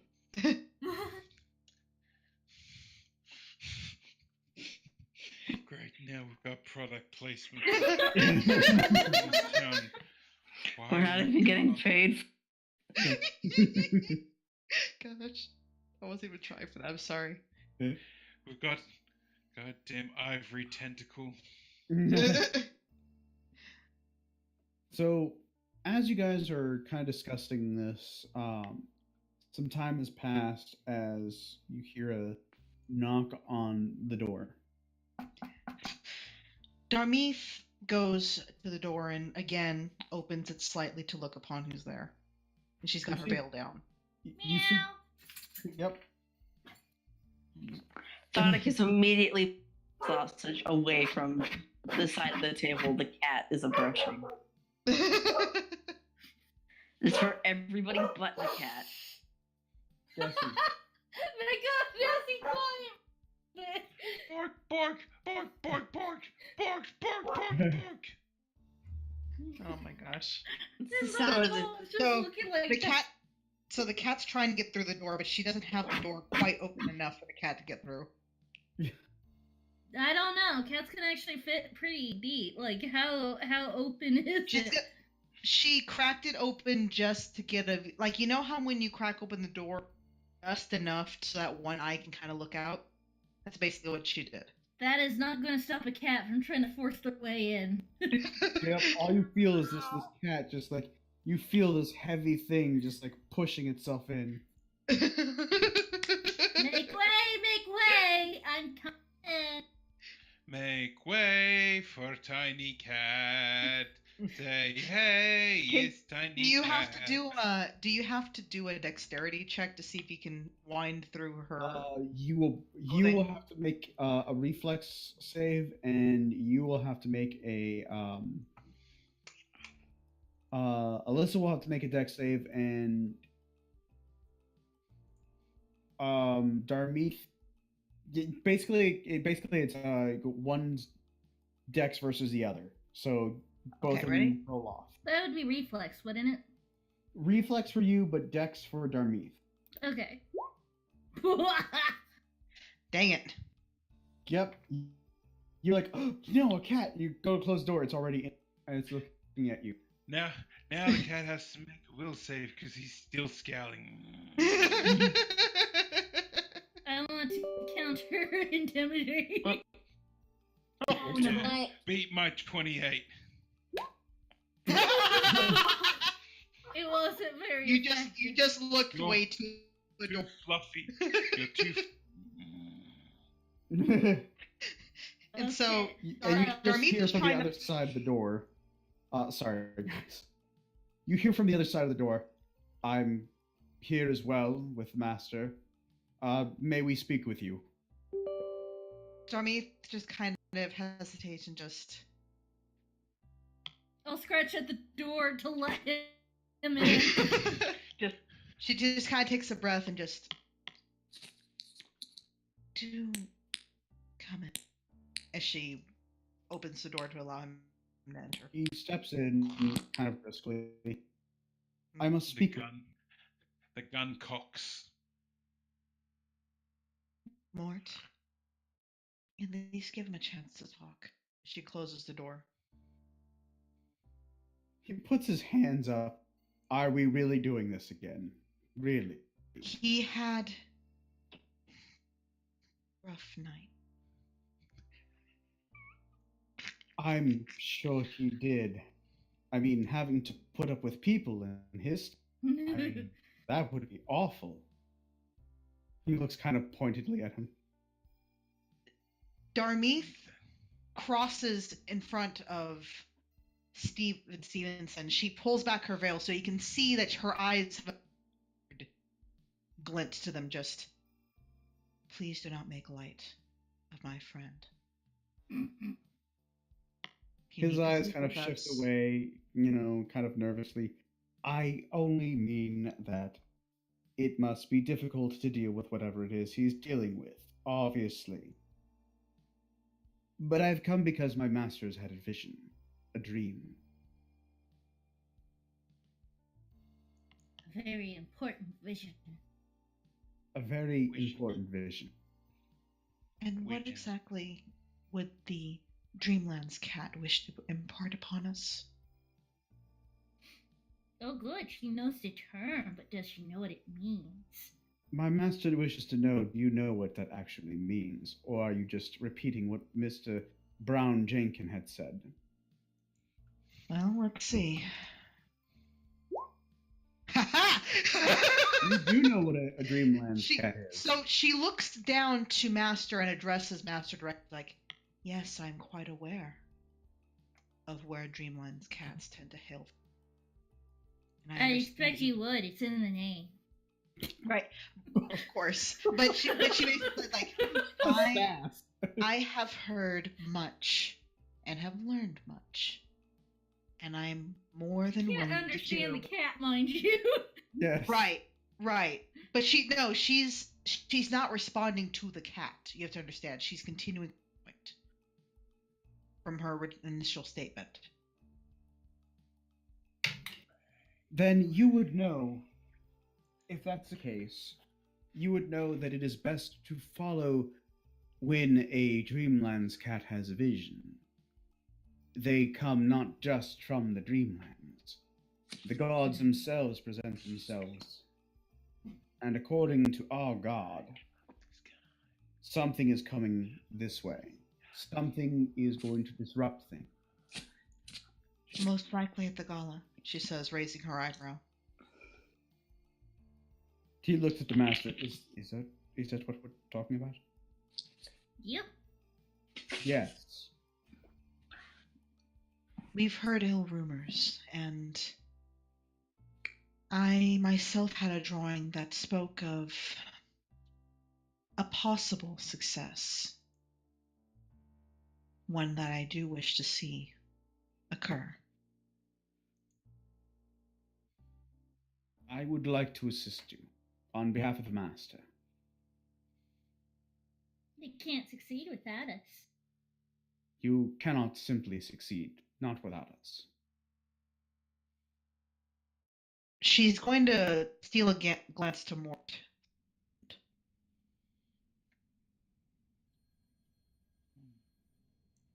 They would know much about other cults and what may be in store. Indeed. And I can present myself in a dignified manner, so long as and you'll have to pardon me, master, my service animal stays with me. I will accept this only because I know humans have such things and preferences and stupid standards. Yes, that might be the best way to approach it, considering... She kind of looks to Mort again. May I speak freely on this? Considering it is your case, detective. Mort nods. So she turns back. We have been contacted by a member of the concerned about possible interference at the gala. There have been whispers of those of the sign we found in our own investigation the previous day. The cult of the yellow sign? Yes. They would never be so blatant, so obvious. Their thing is theater, not really social. Well, of course, but I mean at the same time it doesn't make sense. However, there are others. Those who seem to have a bit of a vacant gaze, spotted amongst staff and other guards. He's gonna go ahead and roll for Steven a knowledge local. He's got nothing or local. You would know that in Arcana. Oh yeah, in Arcana. Ooh. So he's heard vague rumors of these creatures, but he knows from what he knows of lore and legend, um, he knows what they are. They are certain offspring of certain nobles who live in Taldor. It was rumored that they had made dealings with an outer god, and it seems that those rumors may very well be true. You may have heard that there is a shadow that hangs over this place. A dark secret. It seems like that secret, that rumor, whatever it may be, has an air of truth. Taldor is a special place. How much do you know about their... What must we do to prepare for them? Well, I mean, like anything, you can shoot it, stab it, burn it. The typical things. But we don't know how far reaching they are. If it's just the common folk, it's one thing, but if it's the higher ups, well, that bodes more ill. We will need to integrate into the god. Most likely to, on the one hand, gather information. On the other, we are to try to see a favorable outcome from a certain vote. But that is more in the business of my companion and his associate. As for you and I, most likely we'll have to gather information. What is this vote about? Do you know? She just kind of looks over at Mort.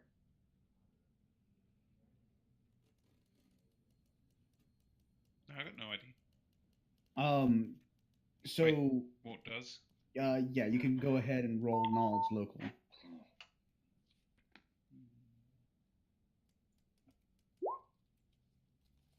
You've heard the rumors that it's about the line of succession, whether the vote should go towards now female heirs can take over the throne, or whether it's solely male heirs. It's kind of it's a really big controversial thing going on for a lot of reasons. A lot of political power is going into, yes, we want to make sure that none of these peasants and none of these women get into power, whereas there's a lot of women and a lot of other men fighting for these people to get into power and say yes, because the king is mad and we need someone who knows what the people want. Isn't like the direct lineage to the king his daughter? It or is. Is that something else we spoke about? So Mort just goes, they're fighting over whether a woman can do a job or not. It's stupid. Especially because the king is an asshole. That's what And the vote is. there's talk that he is not himself and not fit to continue. Let me roll something really quick here. You guys have also heard a rumor around that there's a rumor going around that you've heard in passing throughout the past week that there's someone trying to kidnap the princess, the Princess Eutropia, in order to derail things. There's also talk of assassination, but it's unclear. So we must be on. We must have our wits about us to determine what the threats are and to try and prevent tragedy.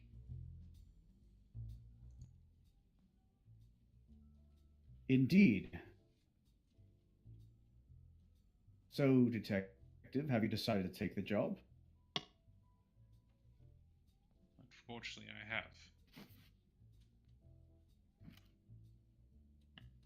And with that, you hear the little grasshopper, the little brass clockwork grasshopper, start chirping excitedly. Which person is it on? No, it's just sitting. Mm-hmm. So it's supposed to prevent eavesdropping, right? Yes, but she also said that was a way you could contact her. Right. Ring, ring, ring, ring, ring, ring, ring. Grasshopper phone. Ding dong, ding dong, ding. Who's gonna answer? Yes. I'm tempted to eat it. Morton you picks it up and just see. like, Master, roll a will save. We'll Oh see. no. Someone has to roll a reflex save soon. Oh, good. Okay, Good. you resist the urge to knock it off the table. The cat just looks at it, and you know how when a cat is clearly tempted to do something, Yep. you can see because the way its tail is moving. Yep. So, Mort should probably grab it pretty quick. yeah. Picks it up and it's just like, is there a way to turn this off?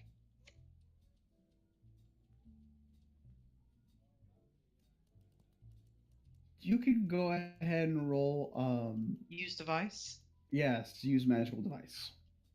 Wait, no. Wouldn't it be knowledge engineering? It's a magical device, though. It is a Clockwork. magical. It is clockwork, so I will accept either. Because I do.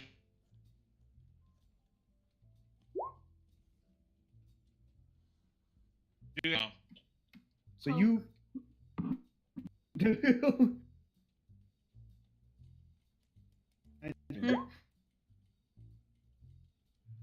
So after pick it up and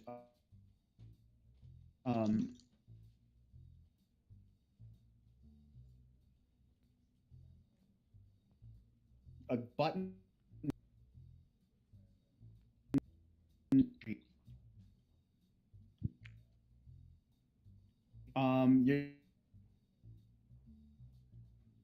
but it seems like it was remotely operated.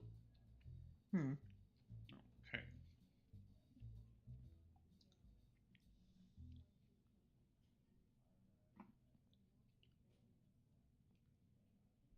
Or did it just stop entirely? No, it just stopped. It's no longer. Huh. Meow. Nah. Pick up the phone. So, start taking a closer look at it. You are able to figure out there is an incantation that will allow you to speak through the grass.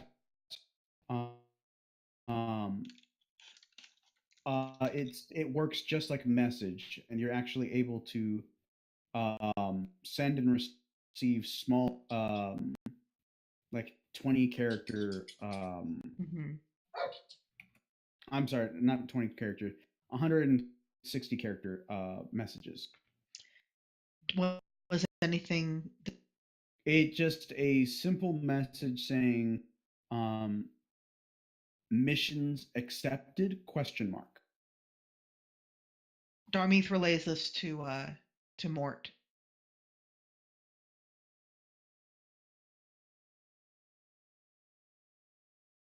Just, how do you want to respond?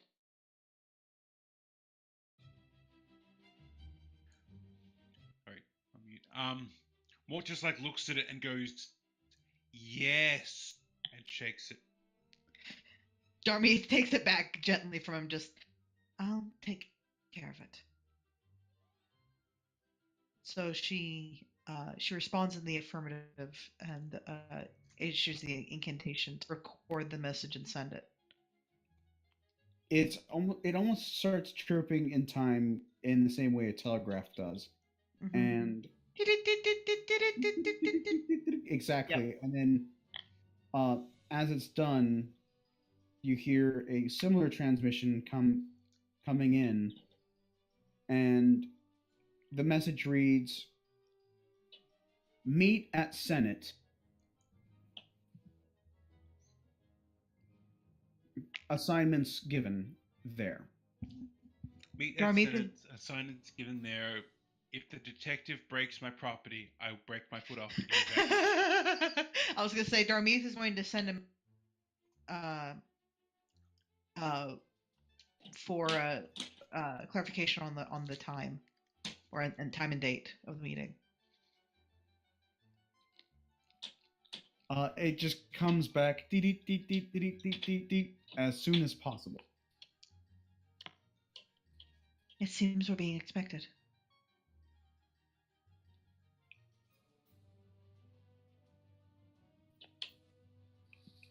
She's gonna look at the master and Stevenson. I assume that you're both ready to leave. Yes. Yes, we will go at once. Good. Let me pack up my things then. She's gonna go to her bag and make sure she's got her crossbow and such, but she's gonna kind of hesitate concerning the book is still inside of her bag, but for the moment she can't think of where she can leave it safely out of her possession, so she's gonna take it with her. Okay. Give me just a second. I have to reload my page because for whatever reason, Roll20 is having problems today. So I'm sorry about that. It's okay. So you guys, you're packing what you said? She's packing up her bag. She makes sure that she has just in the off chance, like it's secure, so nothing's gonna happen with it. But she has her tarot deck and such. Okay. So I think she's also going to take some bandages and salve in case people get hurt again. Okay. So you guys go ahead and make your way to the gala, and I will not the gala, the Senate itself, and I will fix that for you in just a second.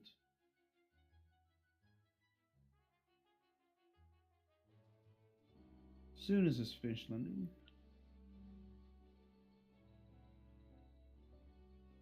No, I don't think that's gonna fit. Okay, so here we are. I like how it sounds like there's like multiple tracks playing at the exact same time. That's because there was. I'm sorry. That must have been like anxiety, the soundtrack. Pretty bad cacophony. Also, it's complete black. Okay, hang on. That's actually something I need to fix with your characters. Let me turn dynamic lighting off. In this case, because you guys won't need it yet. You should be able to see things. Nope. Okay, so let's do... Yeah.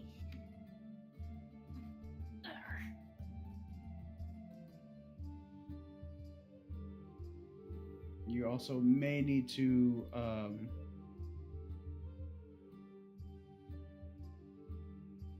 I will reload. Yes, you may also have to reload. Let's see.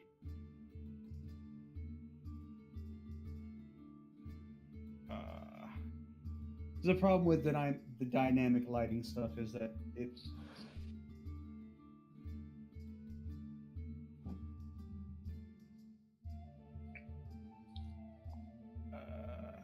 Wolfie, try zooming out and seeing if you guys can see anything. There we go. Yeah, you just gotta reload.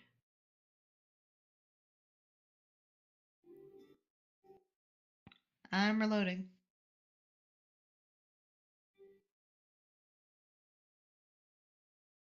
It works. Okay, are you able to see the whole screen? Okay, there we go. So you guys are at the very top. You guys are at the very bottom of the Senate, rather, and it's this rather large, ornate building. You can see it is humongous. This place is big. To give you an idea, it is literally...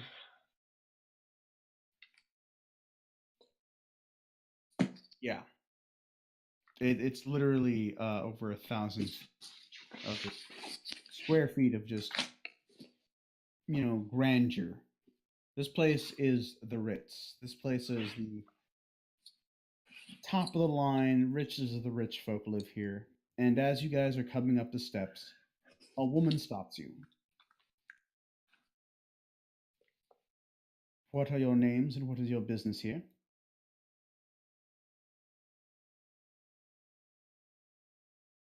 That's your line, man. Mort Filbar. I'm here under the orders of Lady Lahid. Then allow me to express to you the rules here at the Senate. You may wear light armor and you may wear breastplates and ceremonials, but please, nothing indicative of battle. You may keep your spells, potions, and components, as well as any wands. We ask that you do not unleash them unless absolutely necessary. There is to be no spell casting either on the premises, unless given written permission to do so. Your weapons as well will have to be detained. You may keep one-handed items or light weaponry, so long as they're ceremonial. This is a peace-bound place. Your weapon, for example, she looks at you, detective. We can provide you with a cord that allows you to come in with it on your person, but we ask that if you do have to... She pauses for a moment. Draw your weapon for any reason, that you do so slowly, and that you alert the guards of your presence.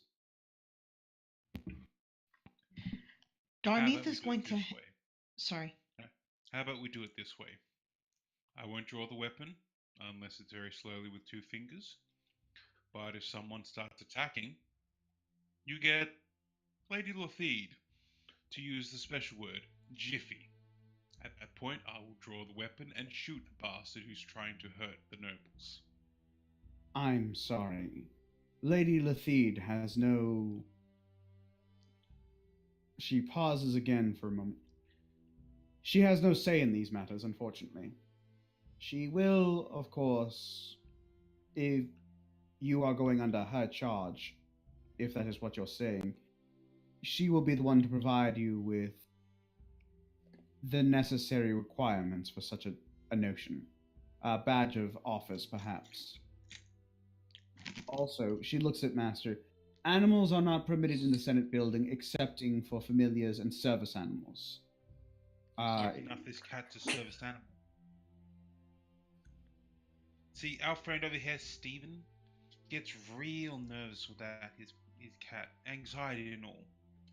He actually is currently sweating a lot. You may pet me, Steve. Just don't wipe your sweat on me. Like making pointed eye contact to her is just like petting the master really hard, and just like he is really nervous. Is he doing the kind of petting where you pull back the cat face? A little bit, like a little bit. Ooh. Where's my when I reloaded I lost my character page. Hold on. Oh no. I have a plan here. Darmeeth is going to go ahead and ask where they can have their weapons stored. She actually points, there's a booth, there's an area inside, not too far in, it's kind of like a large kiosk in this area here, that they store weapons and stuff, when they have visitors, rather. And then, actually I'm going to do that twice. And then where is...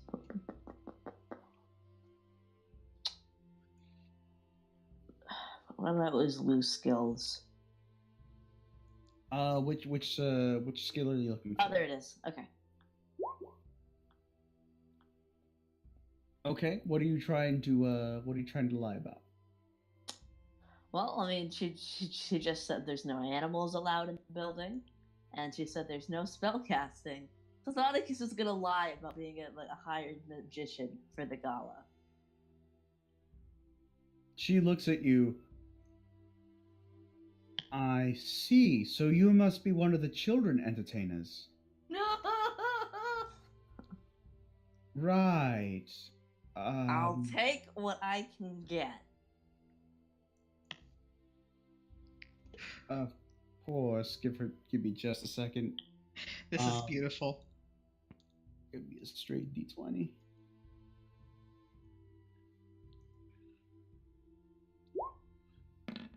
Yeah, no, that's believable. I mean, they're letting all kinds of people in these days. I mean, children have to be entertained somehow. She doesn't make up the rules; she just enforces them.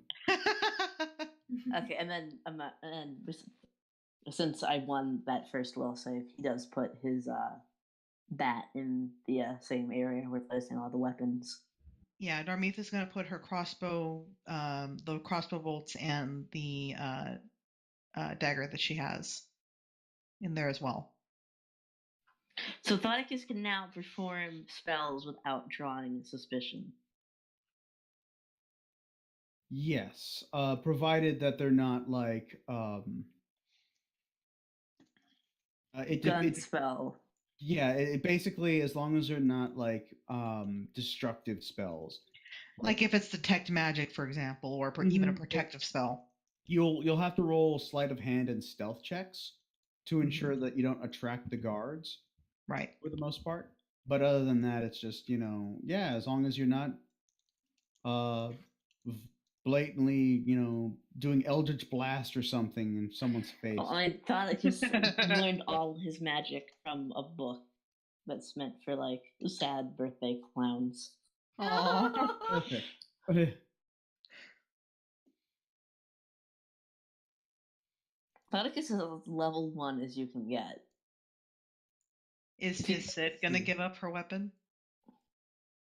So Sid's gonna try to be sneaky, and she's going to she's going to take her katana and like slide it and hook it like under her robe, just behind her like bra, so it sits there.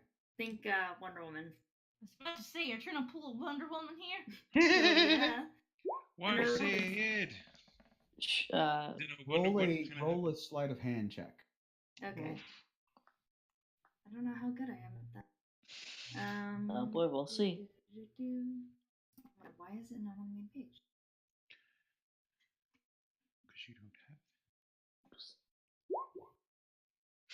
You just so happen to manage to avoid getting spotted by the guards or anything. Freaking A. Nice. I think it's because the rest of the group went and put it, so there's kind of a slight fake establishment. Mm-hmm. And as you go in, you are actually like you're able to walk without it like clearly sticking out or anything. But as you pass certain places, you may be asked to you may be asked to take more stealth checks. Okay. Oof. When she sits down, there's an obvious sort of shape clang under her dress. Just like it's my walking stick. My assistant may or may not be transgendered. Do you have a problem with that? We're all rich. What do you think? No, of course not. I mean, this is the 30s. Yes, but they are also rich. They can do what they want. As long as it's But in that the means closet. they're held to higher social standards. Depends on who Not they're when they seen have by. the money. True. Okay, let's Money, darling. lie. So we're Are supposed to you be going to hate. judge me, peasant? My fat Oh, stack of money says otherwise. Oh, Charles, you know I love you and your fat stack. Oh my god. The aristocrats. Cat. Shouts. Offense. Waka waka. Offense. So you guys come in and you see that there's a beautiful garden. There's fountains. Everything looks gorgeous. It's just massive building. You guys are actually currently in the. I just closed this, son of a bitch. Vomitorium. You guys are in the Arcade of Triumphs. You see all kinds of trophies and banners displaying, look at all the battles we won back in the day. These are ancient things. Mm-hmm. And they're there as a sign of power and quote unquote dignity. Mm-hmm. You also see senators coming to and fro. You see a couple of people. Darmeath in the courtyard, you actually see, of course, the beautiful fountains in the gardens. There's even a kind of makeshift zoo that they're prepping for. You see, Okay. you see a tiger in a cage, a giraffe next to the tiger for some stupid reason. Mm-hmm. Hey, leave them alone. They're best friends. And of course, there is a strange. It's a strange creature you've never really seen before. It's like a monkey in that it has the tail and body of a monkey, but its face looks closer to a wolf.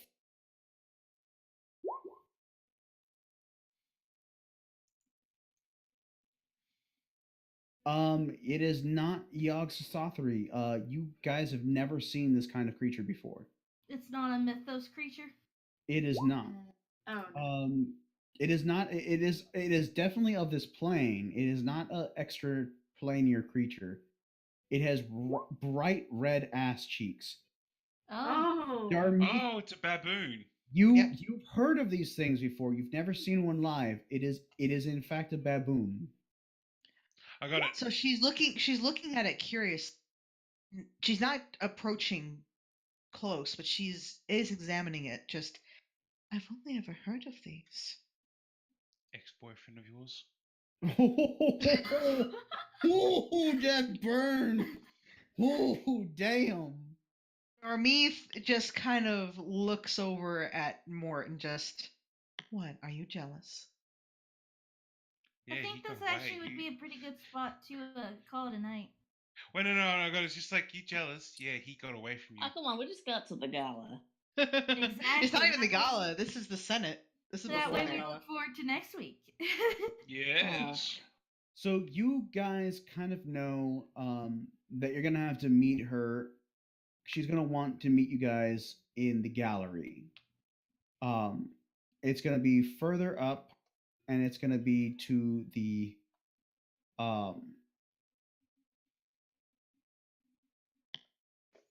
Actually, hang on. Oh, damn it! It did the thing again. Stupid computer can't run things. It's gonna be on the second floor of the building. Okay. So if you guys want, what we can do is we can stop here for the night, since it crashed on me anyway for like the fourth time tonight. Can I just have one last quote to Mort upon his comment when he got away from her? Yeah, She just looks at she looks and just like, give us some time. Just give us some time, Mort. I'm sure fate will smile kindly, however it may happen.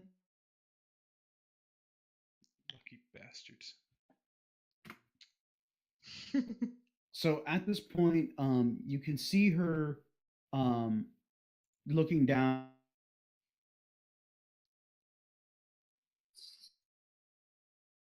I think your thing isn't working, hon. Yeah, he just kind of froze and then nothing. Yeah, you pooped, hon. So pooped.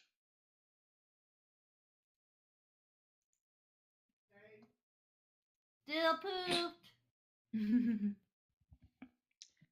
Please excuse our technical difficulties. It looks like Doom's been abducted by aliens. How horrible. Oh no. Hey guys, can you hear Sam through my mic? Slightly. Yes. Slightly. Slightly. So you, okay. you mean... Give me just a minute. That's Let good. me know that I'm having technical issues. Yeah. Well, while we're waiting here, I just wanted to let everyone in the audience know that today is actually an auspicious occasion. It is Tim Curry's 73rd birthday today, so I'd like to wish him a very happy birthday if he is watching this, and that Pennywise the Clown scared the absolute shit out of me as a kid. It doesn't seem like he's that old. He doesn't seem that old, but like he's gone through a lot. You know, he's a absolutely fantastic actor. He survived a stroke. He's gotten back. You know, he's gotten back into everything. Like I gotta say, like Pennywise the Clown and Dr. Frankenfurter. Like I sit here waiting in anticipation for the next thing he does.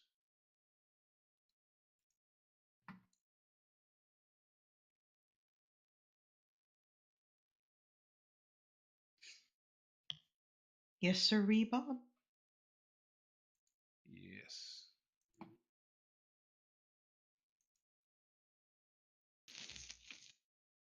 Well, I do know that it was a bit of a slower session today. However, I do think we've set things up really nicely for the next session. Mm-hmm. I'll be curious to see how everyone handles. I'm a little nervous for Steve. Steven said perfectly honest, but we'll see how that goes.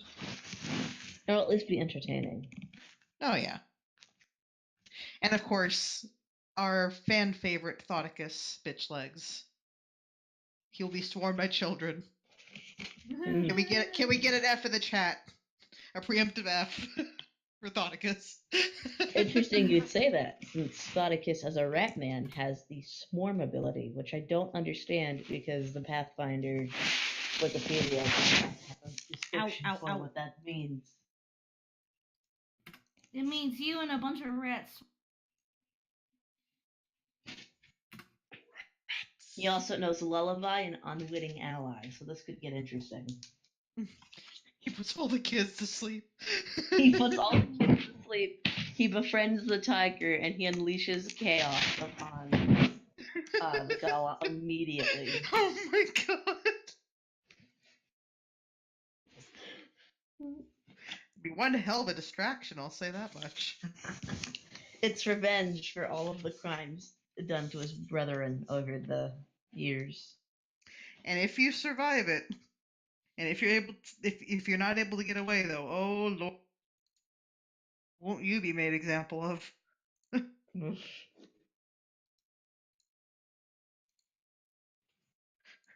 You better learn how to use that doorway real quick, man. I mean, Thoticus has a lot of skill points in evasion. That's true. But, you know, if anyone has guns and there's enough guns shooting at you, one of them is bound to hit. What a way to go out. Yep.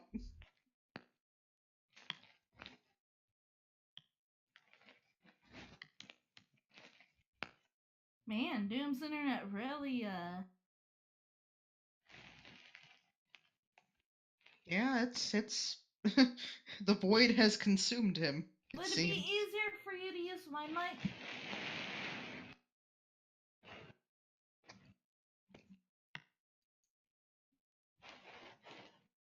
He's working on these technical difficulties.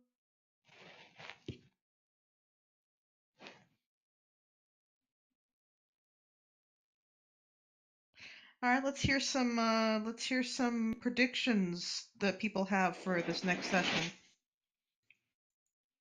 Someone's gonna get shot. It'll probably be me. Somehow Thoticus is going to get chosen as the peasant to rise into the aristocracy. Have a Nagila Hava, Nagila Hava, Nagila. So yeah, that I mean, that was my immediate thought. I was like, oh shit, Doom, you bastard. So that would be really interesting. I know that D&D plots can get derailed. I would like to see how you would manage that, to be perfectly honest. Poorly. It's one of those go big or go home kind of strats, honestly. I mean, Thoticus has too many points in charisma and avoidance, giving him a lot of money. He would just be untouchable forever. Okay, I apologize. Whoever is they're still talking. putting a lot of static. That might be me. Yeah, there's a lot. I'm sorry, I switched right to it. He's having to restart his computer. We're sorry for this slight delay that our poop head has left. Hopefully the aliens return safe and sound and not too anally violated.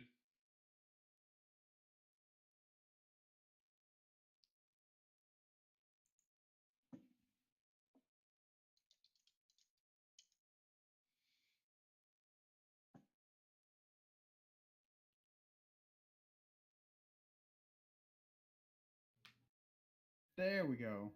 The aliens welcome back. Sorry about that. Did they return your watch? Sorry about that. That's obviously some really bad technical difficulties. But yeah, so you guys actually see Lady Lothide is actually on the second floor balcony waving up at you guys to come in. And we will continue this we will continue next week, since I had this obvious problem. We will continue next week with what happens next. So I want to thank you all for stopping by, and I appreciate your patience with the technical issues.